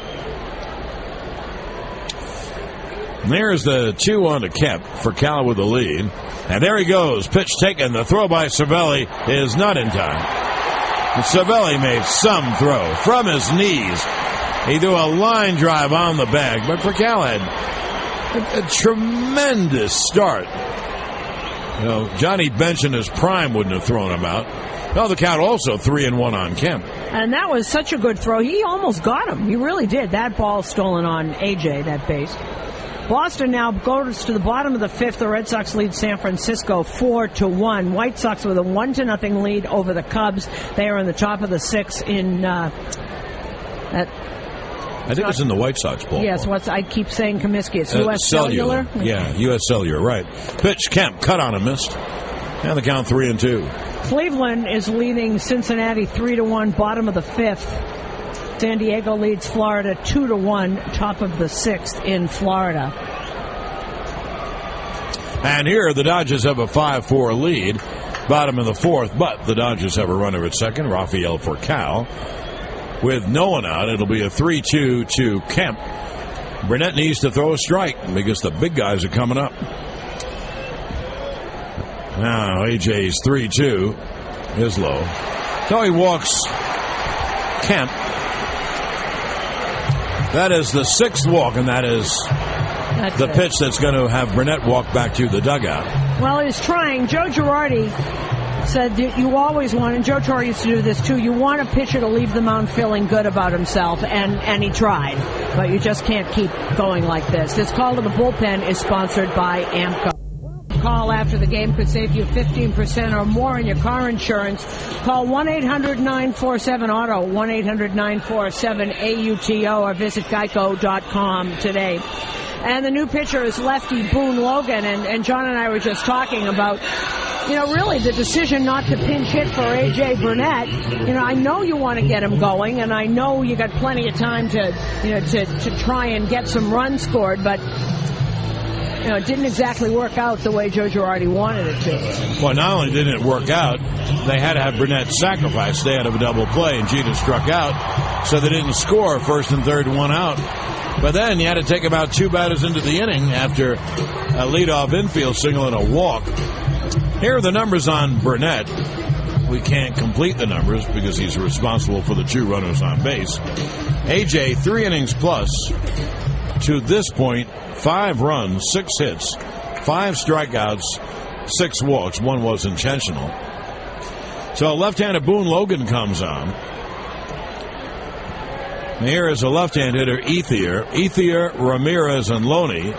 Lefty, righty, lefty against the big lefty, Boone Logan.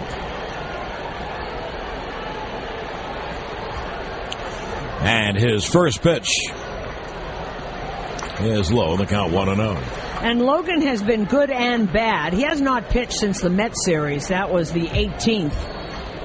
And the loss against the Mets allowed 3 hits and 1 earned run in inning and 2/3. Wasn't good. But the loss to Philly, he came in and tossed 2 2/3 scoreless innings. The pitch, a strike.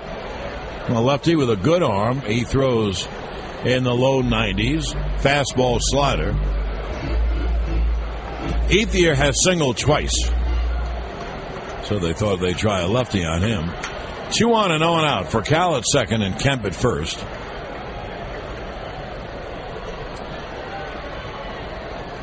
And Logan's 1-1 is cut on and foul tipped at home plate. So the count 1-2. As John said, great arm. That was a 94-mile-an-hour pitch, followed up by a changeup that was about 10 miles an hour slower. Got a terrific arm. Doesn't always harness it the way he would like.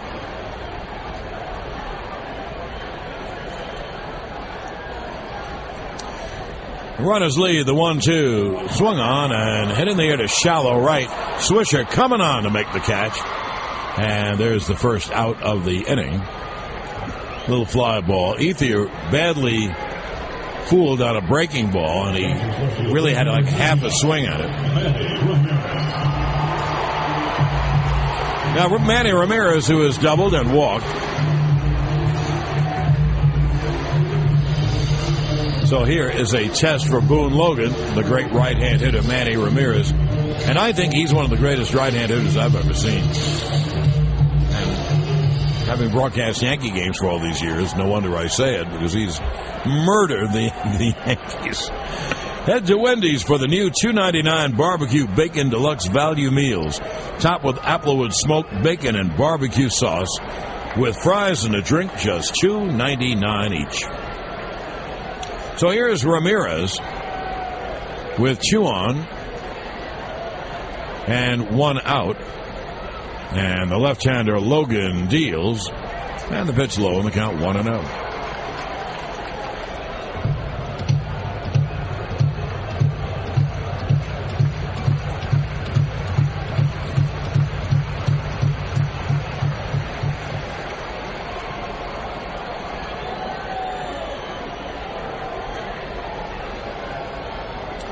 Ramirez backs out of the box. If it seems like the Dodgers have had a lot of men on base, boy, you're right. They've had 12 men on base, and there's only 1 out in the 4th inning. And a lot of base runners, huh? Mm-hmm.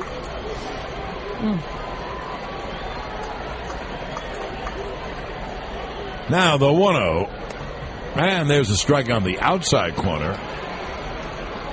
And the count 1-1.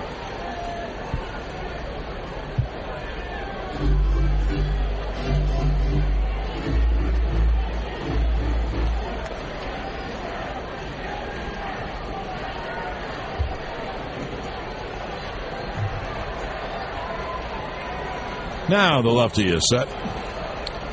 And the 1-1. A half swing and a breaking ball. Did he go? No. And they check the first base umpire, Chris Guccione. So Manny just held up on a breaking ball in the dirt. And the count 2-1. Obviously the Yankees playing back for Manny, infield to outfield. But in the infield, both Jeter and Cano kind of bunch him around second, hoping to get the hot ground ball. Now Logan is set for the 2-1. And the pitch low. You know, Susan told you about Logan having a good arm, and he does. When he has a problem, this is the problem. He doesn't throw enough strikes. And, of course, if you continue to get behind, and then it forces you to throw the ball right over the plate, you're going to get hit. And this is a man who can do the hitting. 3-1 to Manny Ramirez. And this obviously is a good pitch for Manny to zone. And the 3-1 is inside and low, ball 4. They're loaded up. Well, that is the problem with Logan, and that's been the problem with Logan since he first was seen by the Yankees as a member of the Chicago White Sox. Now here's left-hand hitting James Loney, who's knocked in 3 of the 5 runs. 1 with a sac fly, the other 2 with a line drive single.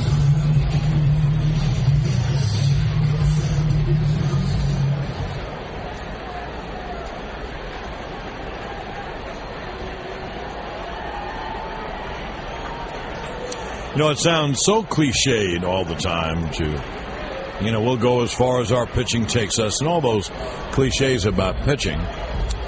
Bases loaded, 1 out. Pitch to Loney is low. I cannot throw strike 1 anyway. We're defined by how we pitch. Yada, yada, yada. Well, last night you have CeCe out there, you know, pitching great. Throwing strikes, getting outs. It makes your ball club look totally different. Today the Yankees can't throw enough strikes, and when they do, they get hit. And that's why baseball is so different. You change the most important person every day. The pitch to Loney is low, and the count 2-0. Yeah, you talk about cliches, and it is a cliche, but things become cliches for a reason.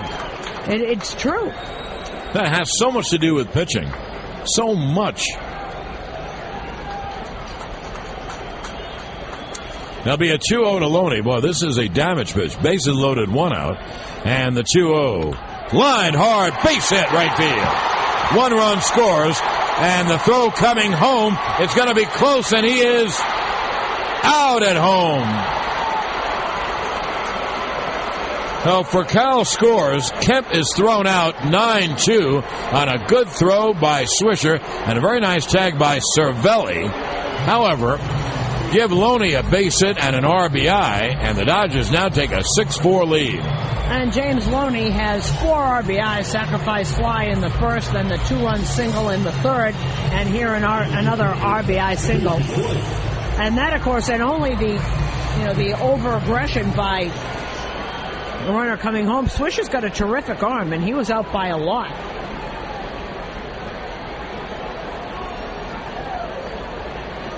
Cervelli got the ball in front of the plate and had to dive back, and he got Kemp. Yep, sure. So 2 on and 2 out. And the pitch to Casey Blake is a strike. Manny Ramirez at second, Loney at first. And the Dodgers now have a 6-4 lead. So that not pinch hitting for Burnett, and I'm not faulting the Yankees. I know what they were trying to do. But that really boomeranged down the Yanks. And the 0-1 is low. They didn't score. And then LA comes back with a run. That run is charged, of course, to Burnett.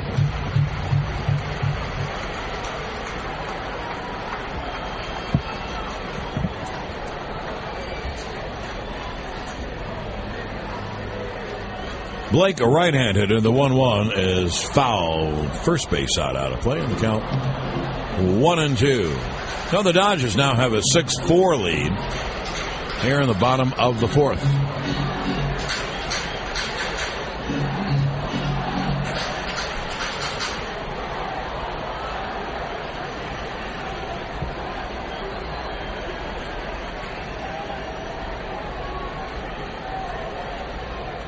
The left-handed Boone Logan is set. It'll be a 1-2, low inside breaking ball, 2-2.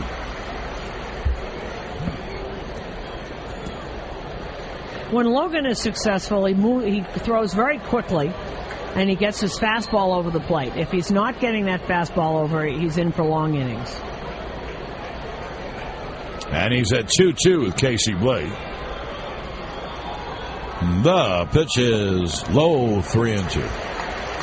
Now one more bad one that'll be loaded up again. And that was 94 miles an hour, and there's another cliche, John, about it's not the speed of the pitch, it's where it is. He's throwing 94, he just can't throw it in the zone. He actually can throw harder than that.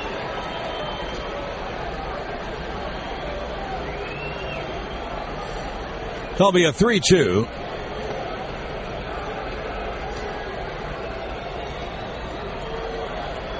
To Casey Blake, so the runners are going 3 balls, 2 strikes, 2 outs. And there they go. Pitch is foul back. Now Ramirez will go back to second, and Loney will go back to first. Well, we can give you the line on AJ. 3 innings plus, 6 runs, 6 hits, 5 strikeouts, 6 walks. And Susan, he's in the rotation, and they just have to keep working with him to get him straightened out. The Yankees need him. Here's the 3-2. And it's fouled back to the screen. The count holds 3-2. And that is now the 3rd straight game that he has not gotten out of the 4th inning. And you're right. I mean, he's not going anywhere. And they need him. They need his arm. But whatever it is, and they say it's mechanical, so much of it, I'll agree with Yogi. 50% of this game is 90% mental. And with A.J. Burnett, that really is. Now here we go again. Ramirez from second, Loney from first with 2 outs. And here's the 3-2. And it's fouled back to the screen, so the count holds 3-2.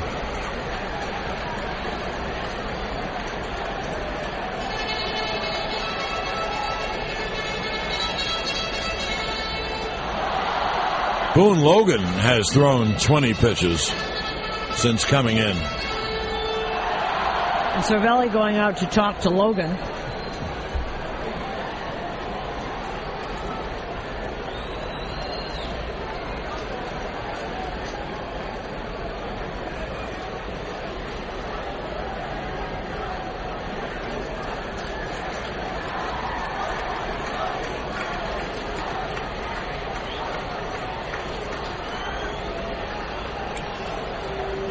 Now the left-hander Logan is set once again.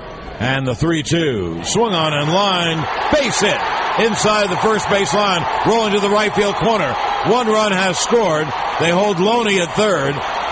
It is an RBI double for Casey Blake. And the Dodgers now take a 7-4 lead. Blake hit a line drive. And we have a pretty good view of that because we're a little bit on the third base side of home plate. And that just about kissed the inside of the line going to the right field corner. And he tried to go that way with that. Mike Harkey coming out to talk to Logan. And a lot of that, as John has said, it's a product of the count. You've got to throw strike one. And Logan has not done that. Batter after batter. So it's a 7-4 Dodger lead. And here is Russell Martin. And with runners at second and third, 2 out, a base hit. And the Dodgers would have a 5-run lead. Let's see if they walk Martin and pitch to the left hand, and that's just what they're going to do. And I'll tell you one thing. It takes a little guts to call an intentional walk with second and third, because then Logan's going to have to throw strikes to the next hitter. So Martin will be intentionally walked, and the bases will be loaded with 2 outs. The Dodgers not only have 1 right-hand hitting second baseman, they have 2. Ronnie Belliard and Jamie Carroll. So if Joe Torre wants to pinch hit, he's got 2 different guys to go to. And DeWitt's only got 1 homer, not much of a home run threat. I see stretching out in the Yankee pen, but I don't see anybody warming up yet. No, Joe Torre does not pinch hit. And here is left-hand hitting Blake DeWitt.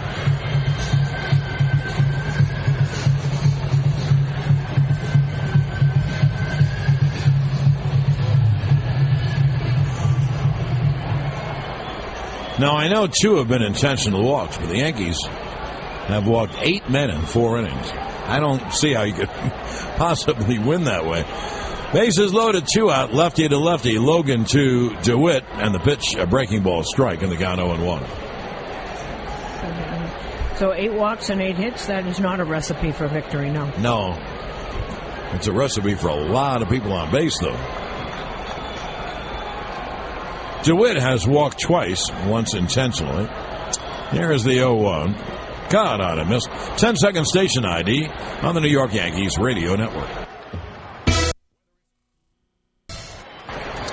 John Sterling, Susan Waldman here at Dodger Stadium. In the bottom of the 4th. Bases loaded, 2 out. The 0-2. And DeWitt lines one right to Cano. A soft line drive. Now the Dodgers tack on a couple of more runs. They get 2 runs on 3 hits and leave 3. And now the end of 4 innings of play is 7-4 Dodgers. On the Yankees radio network, driven by Jeep. For generations, this storied New York 7th at 10 p.m. Eastern and Pacific, only on HBO.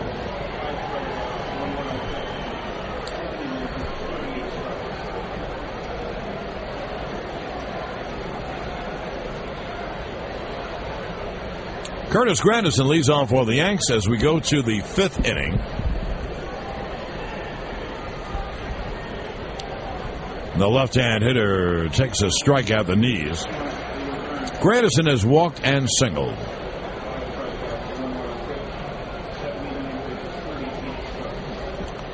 And the 0-1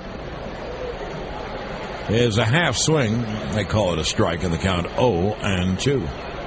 And Granderson turned around and said something to Jerry Crawford. John, I don't think I've ever seen him do that. Maybe he asked if it was a swing or not. The 0-2 swung on and tapped weakly foul outside of first on a breaking ball because he didn't take much of a swing. Well, maybe he was questioning, was it a strike? Was it a swing or was it a strike? Right. Maybe.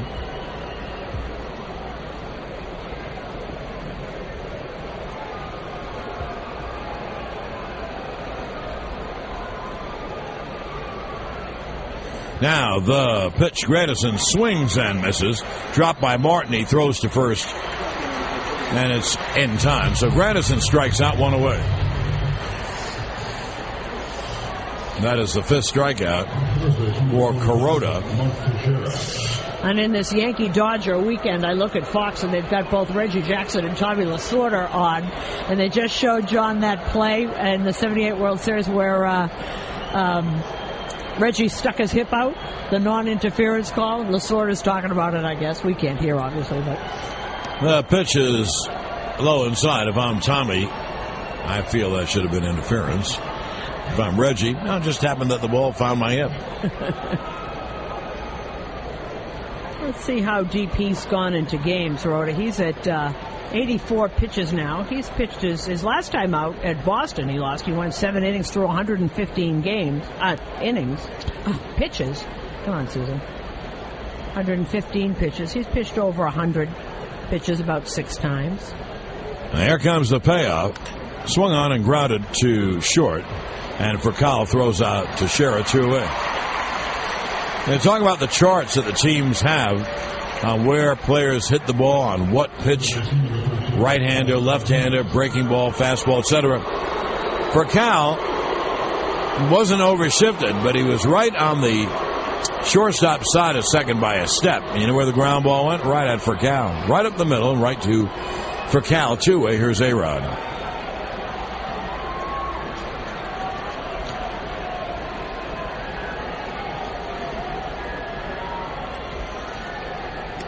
Pitch is cut out and missed. Alex has flied out, grounded out, and got an RBI for the ground out.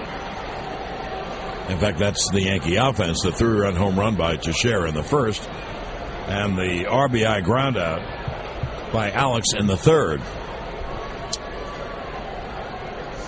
The pitch is lined to center field. There's a base hit. So A-Rod lines a single right up the middle.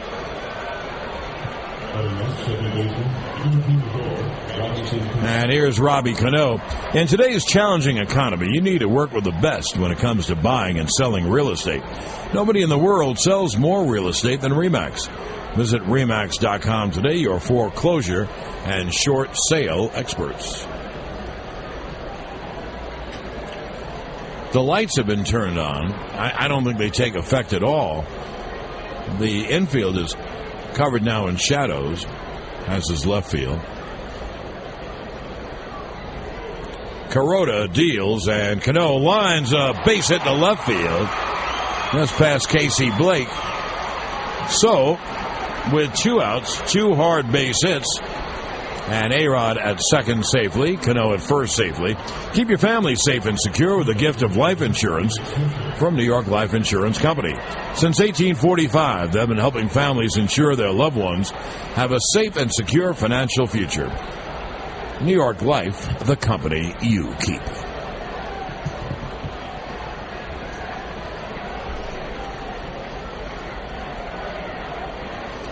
Now 2 on, 2 out. And here's Robbie. Here's Swisher, who has grounded out and struck out, but he reached on a wild pitch. Strikeout, wild pitch. As Swisher stands in, he is the tying run. And the pitch grounded foul off first. And the count 0-1. This is going to be Kuroda's 90th pitch. So if he gets out of this, he should at least have another inning or so. He goes over 100.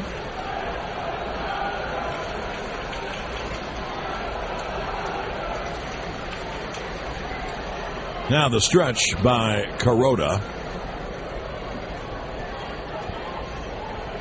Runners lead off first and second. Now he steps off. A-Rod's at second and Cano's at first.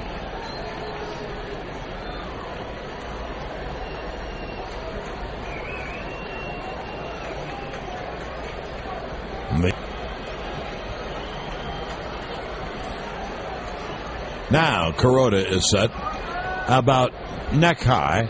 The payoff swung on and foul, third base side out of play. High pop foul out of play. swung on and grounded wide to first. Loney fields, flips to Kuroda, and that ends the inning. For the Yankees, no runs, 2 hits, 2 left. Now the end of 4.5, 7-4 Dodgers on the Yanks radio network, driven by Jeep.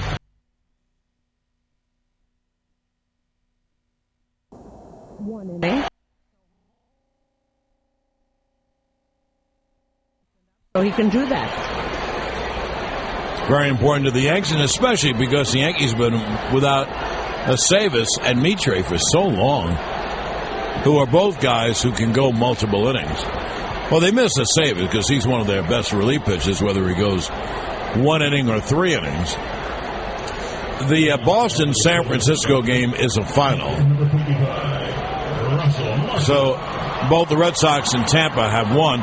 So if the Yankees lose, they'll be 2 up. I would say this, Susan, if the Yankees could get home 2 up after tomorrow's game, they'd be very happy. It'd be a very successful trip. Yes, I'm sure they would be very happy for that. Then that is the end of Interleague. And the Yankees play home for a week and then go back to the West Coast. And when they get to the West Coast again, here's Russell Martin to lead off. A breaking ball's outside. They play 3 in Oakland and 4 in Seattle the week after next, and that's it for the West Coast for the year. So that's a very good thing for the Yanks or any team. Get rid of the long trips. There's a strike to Martin. And that was, the Red Sox were done with the West Coast last year before the All-Star break. And remember, the Yankees had 2 trips out there at least afterwards. Now the 1-1 swung on and drilled to left center. It's a base hit. Gardner cuts it off in the gap and holds Martin to a line drive base hit. You remember what Susan just said? We have to look at Park and see how he pitches. He's had trouble in the second inning. He'll pitch well in the first and then have a lot of trouble in the second. So a leadoff single, and here is left-hand hitting Blake DeWitt. By the way, in that Boston-San Francisco game, yesterday, Dustin Pedroia left after fouling a ball off his foot. It was pretty serious. They thought he was not in the lineup today. He was in a lot of pain. And today, Clay Buchholz left the game with a hyperextended knee.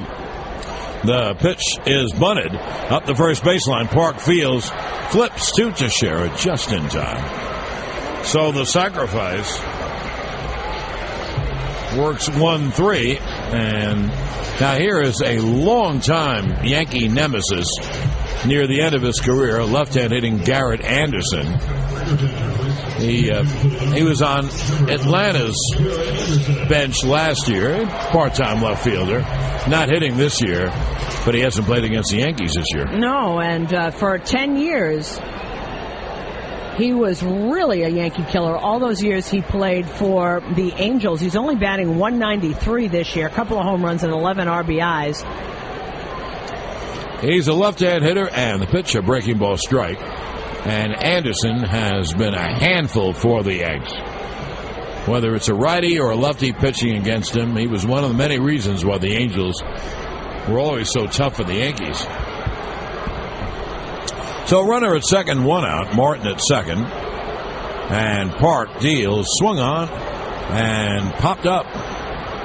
A-Rod down from third in front of the bag, makes the catch, and there's the second out of the inning. So Park is within 1 out of pitching 2 scoreless innings. The Yankees are back in business. Get exactly what your business needs from Time Warner Cable Business Class. Customized solutions for your business. Visit them at twcbc.com. You know, this is the 5th time that Rafael Furcal is up. I thought it was a rule. You had to get up like they have when they send a guy down in the minor leagues and they bat him in every inning. That's right. You can do whatever you want. You know, I guess Chan-Ho Park didn't get the memo that Garrett Anderson hits home runs off the Yankees. He doesn't know. Nobody told him. The pitch to Furcal is outside. And look who's in the Dodger bullpen, our old buddy Jeff Weaver. That'll be a 1-0. Swung on and line to right. There's a base hit. Swisher may have a play. He fires home, and it's going to be not in time. Goes back to the screen, and all the way to third goes Furcal. Now it's a base hit. and an RBI for Cal, and Martin scores. And then there'll be an error on the throw, I guess, E9, that allows for Cal to go all the way to third, and the Dodgers take an 8-4 lead. Well, Swisher threw so hard that he rolled over and fell down, and the ball went skidding right by Cervelli. Was not a good throw. Went all the way to the backstop. And there's Furcal on third base again. So Park could not get through the second inning unscathed. And here is Matt Kemp with a runner at third, a run in, and the Dodgers have an 8-4 lead.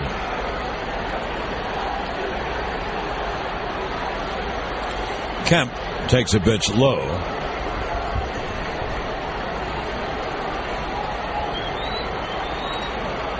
Quo went an inning and 2/3 perfectly. No runs, no hits. 2 strikeouts, no walks. Pitch is blocked by Cervelli.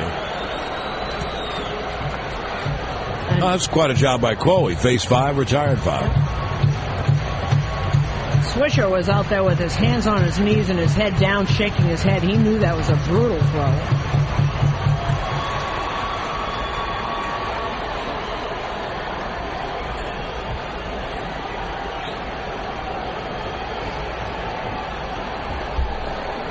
That'll be a 2-0 to right-hand inning Matt Kemp. Kemp is 0 for 2. In fact, he hasn't put the ball in play. He has struck out, walked, and struck out.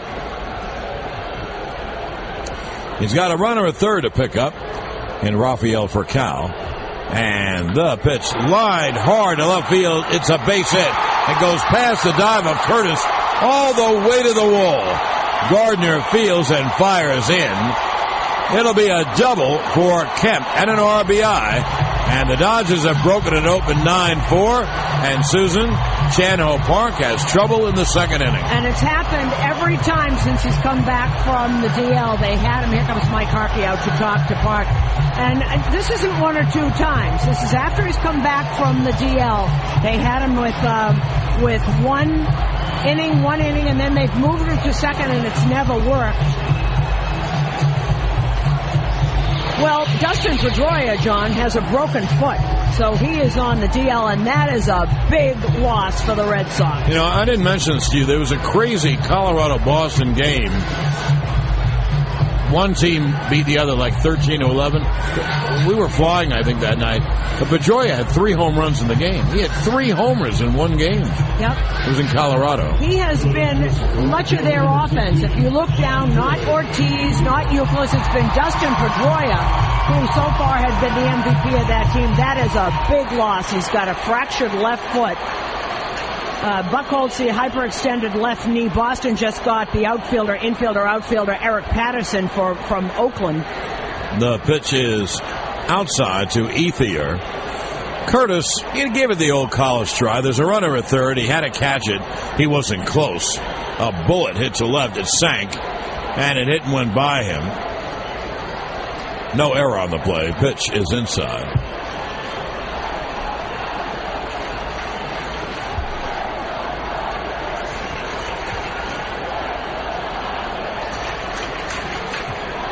So 2 runs off Park in the inning. The Dodgers have broken it open. They have a 9-4 lead. Kemp off second. Pitch outside. And the count 3-0.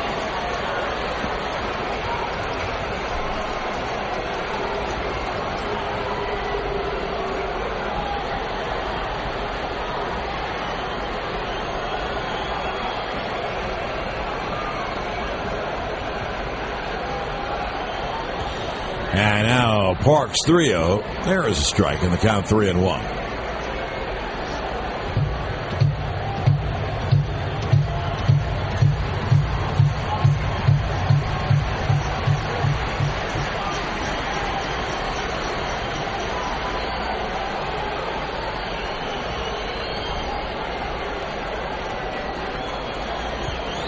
Now Chan-Ho deals, grounded to first to Sheriff fields, flips to Park covering to finally end the inning. Then the Dodgers get 2 runs on 3 hits, 1 error, 1 left. Now at the end of 7 innings of play, 9-4 Los Angeles on the Yanks radio network, driven by Jeep.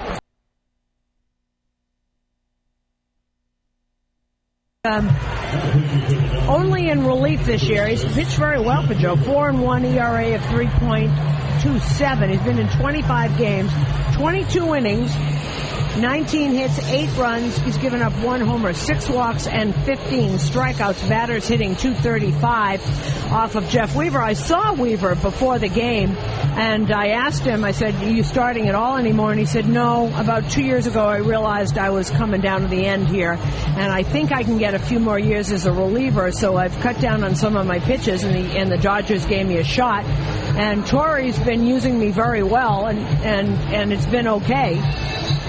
But he knows he made the decision. He said you can't keep going from minor league team to minor league team. I gave it a last shot, and now I'm in relief. Probably not in real important situations. Well, here is Weaver with a 9-4 lead. The Dodgers make a couple of defensive changes as Nick Swisher digs in. And the right-hander deals a breaking ball strike. No, check that. He didn't call it a strike. It's a breaking ball, and the count 1-0. Reed Johnson goes to left field, replacing Manny. Jamie Carroll goes to second, replacing Blake DeWitt.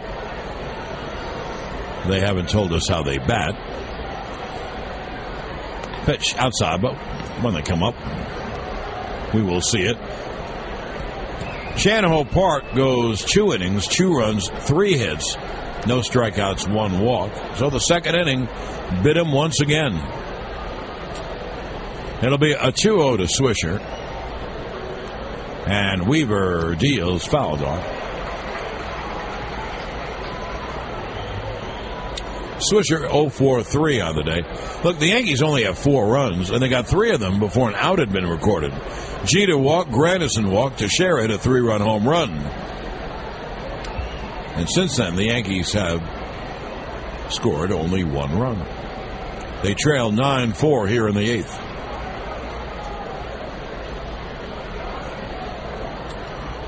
Weaver deals line, base hit over first down the right field line. Rolling to the right field corner, and Swisher will go to second with a double. Well, he hung a curveball, throwing fastball curve, and that curveball just hung there. Well, you can see Weaver, turns his back to the hitter, comes sidearm. He's tough against righties and not very tough against lefties. Lefties can really see the ball for a long time. Here's a righty hitter, Francisco Cervelli.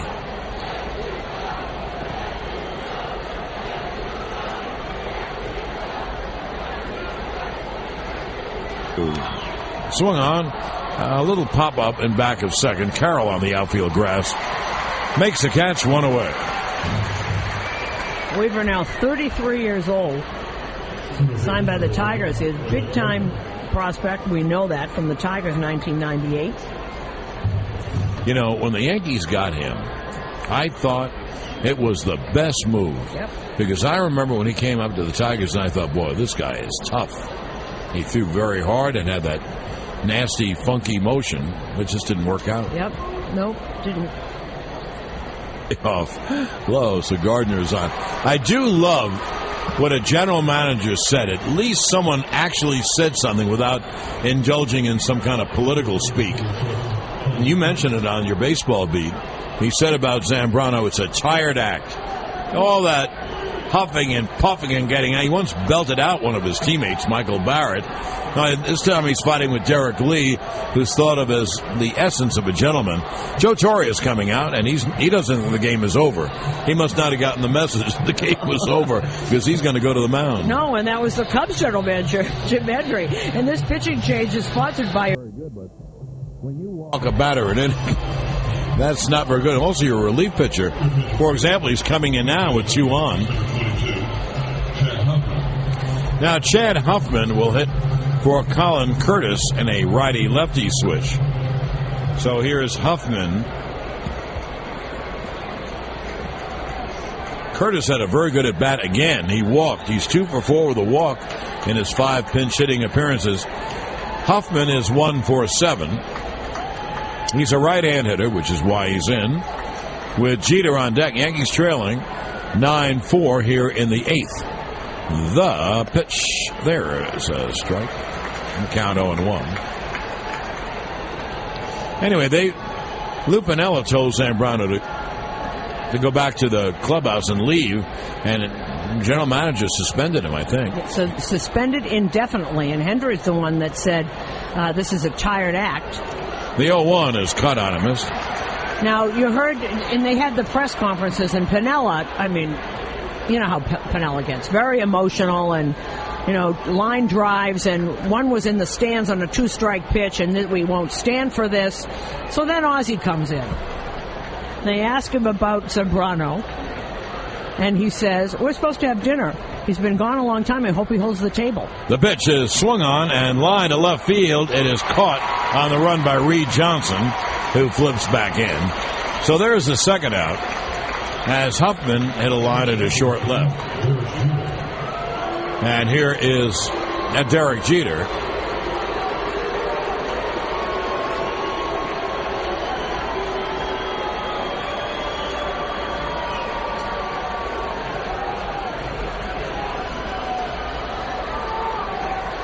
Now here comes Joe Torre,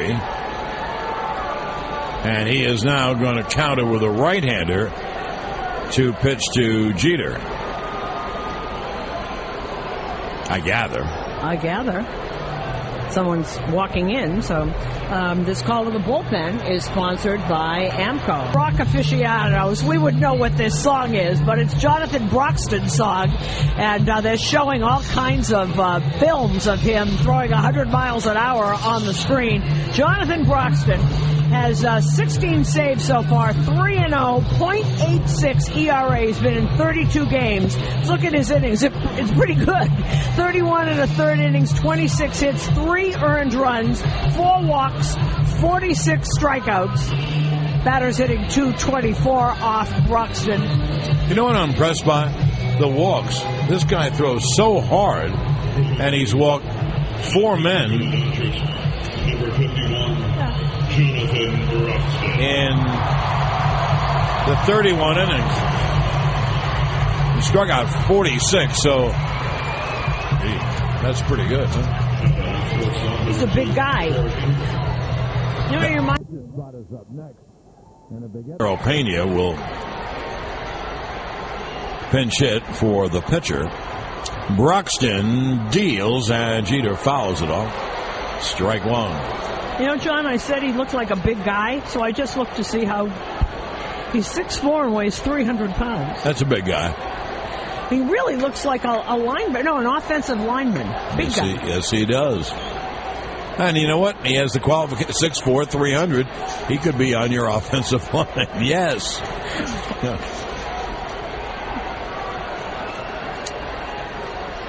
There'll be an 0-1 to Jeter. Runners lead first and second, 2 out.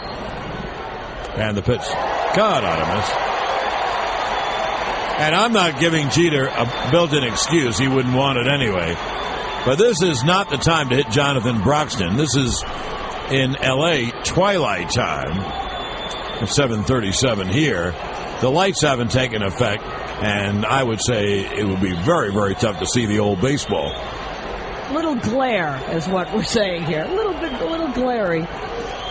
Guys throwing 100 miles an hour coming at you with a glare? Nah. There'll be an 0-2 to Jeter. Fouled off to the screen. Well, the count holds at 0-2. Broxton pounds hitters. You see him throw inside to right-handers. He's very aggressive. Jeter has walked, singled, and struck out twice. He might have the biggest legs on a baseball player I've ever seen. Well, I would say this. He is a large fella.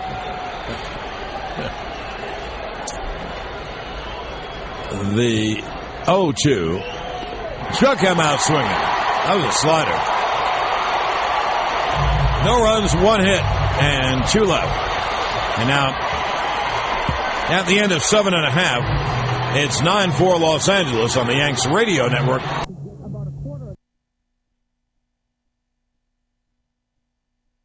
Ball's coming in 93 miles an hour. And here's the payoff, and it's low. So Blake walks.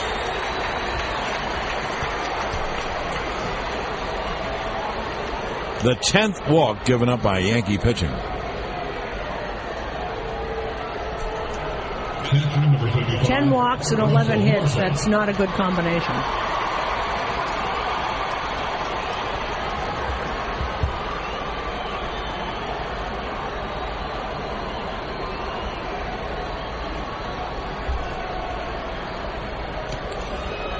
Now, 2-way, here's the catcher, Russell Martin. And he takes a pitch outside, 1-0.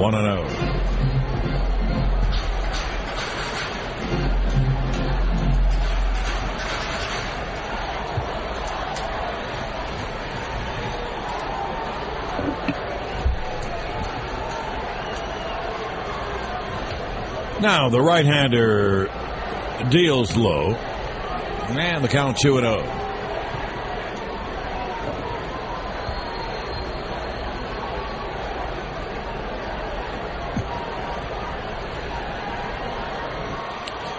Robertson deals a strike to Martin. Now the count 2-1. On the bottom of the 8th, the Dodgers have a 9-4 lead.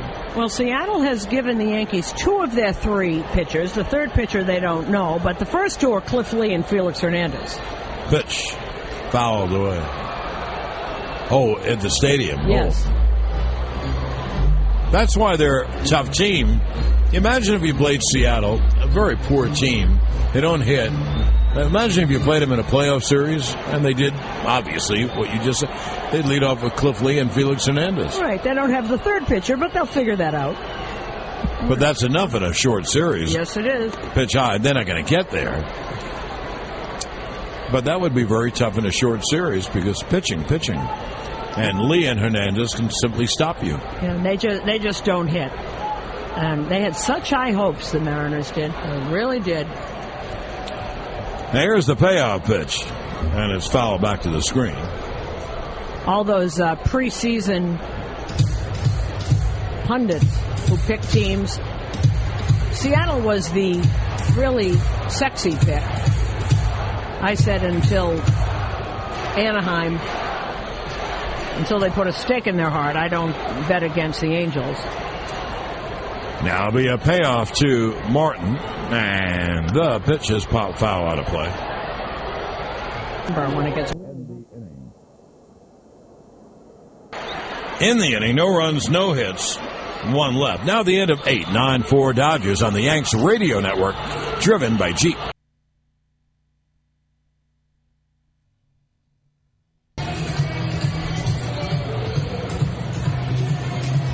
Well, we go to the 9th, and Jonathan Broxton, who got the last out of the 8th, will get the 3, or attempt to get the 3, for the final 4 outs of the ball game. And he has a pretty comfortable 9-4 lead. Now, I said a 4-out save. I don't think he gets a save. To try to add it up, I don't think so. Anyway, we go to the top of the 9th. Ramiro Pena will now hit for the pitcher Robertson, who was in the number 2 hole and a double switch innings before. And the right-handed Broxton deals, and Pena takes low, and the count 1-0.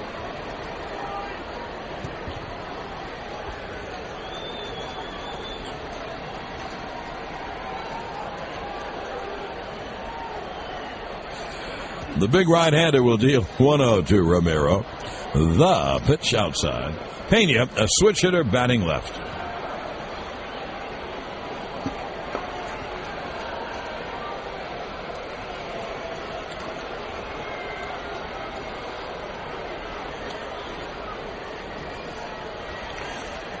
Now, the right-hander Broxton is set. It'll be a 2-0 to Pena.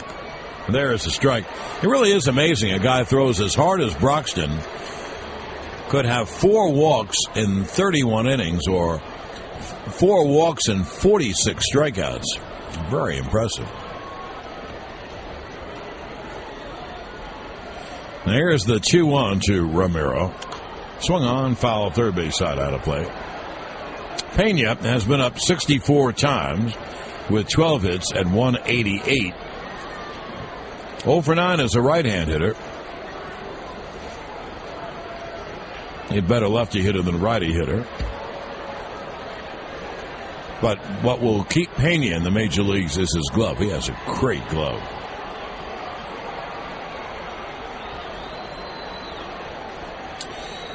Now Broxton will deal 2-2. He struck him out swinging, one away.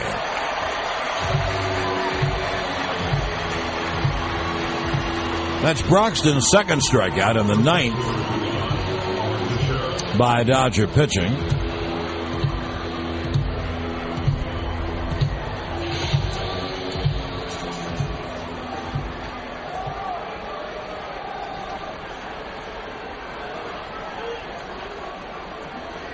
And now here is Teixeira, who hit a 3-run home run in the first. That was the end of the Yankee highlights. And Broxton deals, swung on, a high pop behind the pitcher's mound for Cal. Behind the mound makes the catch, and there are 2 away. In the first inning, if you missed it, Jeter walked and Granderson walked, and Teixeira hit a 3-run home run. But as I mentioned, that was the end of the Yankee highlights, which will be heard on the Mini Cooper postgame. Well, 2-way, here's Alex Rodriguez.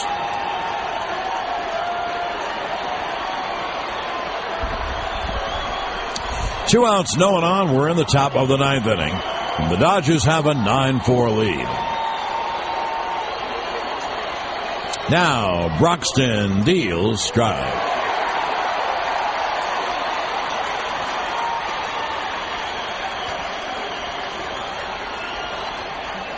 Alex 1 for 4, picked up an RBI, and leads the Yankees now with 52 RBIs.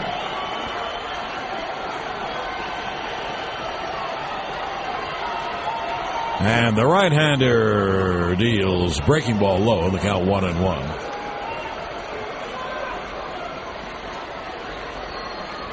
When a guy throws 100 miles an hour and throws you a breaking ball, it ain't really doing you a favor. Tough to hit. You just have to gear up to hit the fastball. It'll be a 1-1 to Alex. The pitch is swung on and dribbled foul at home plate. And the count 1-2.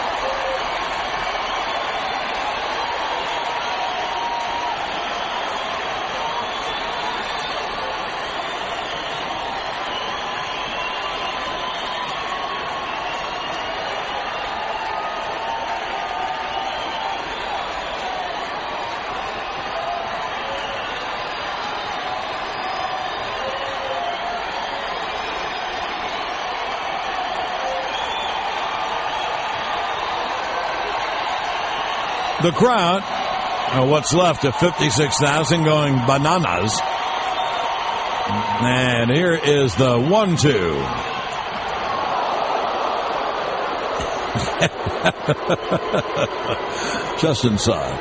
So the count 2-2. Although the umpires in the stands, they thought it was strike 3. Now it'll be a 2-2 to A-Rod. 2 outs, no one on. We're in the top of the ninth, and the Dodgers have a 9-4 lead. Now Broxton is set, and the pitch is outside. Threw a slider, and it just missed, in the count 3-2.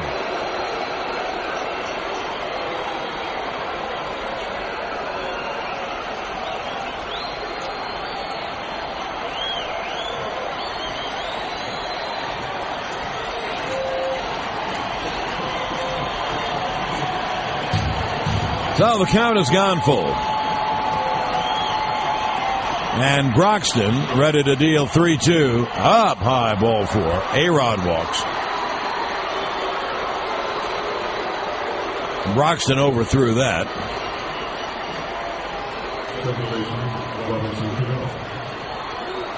And with 2-8, here's Robbie Cano, who has struck out, grounded out, singled, and grounded out. Remember, tomorrow's game is an hour later. It's one of those ESPN Sunday night games, so we'll be on the air at 7:30 and play-by-play at 8:05. And then after the game, the Yankees fly home. And they'll arrive in the morning feeling terrible. Red Eyes, they are tough. And Broxton deals. Cano cuts and misses. A-Rod takes second on defensive indifference. No stolen base. The old DI.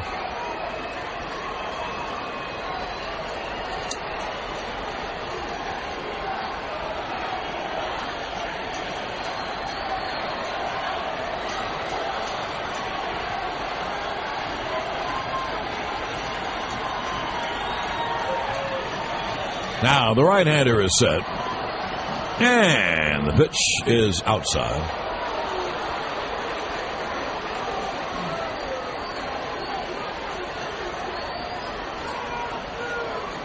And the count 1-1.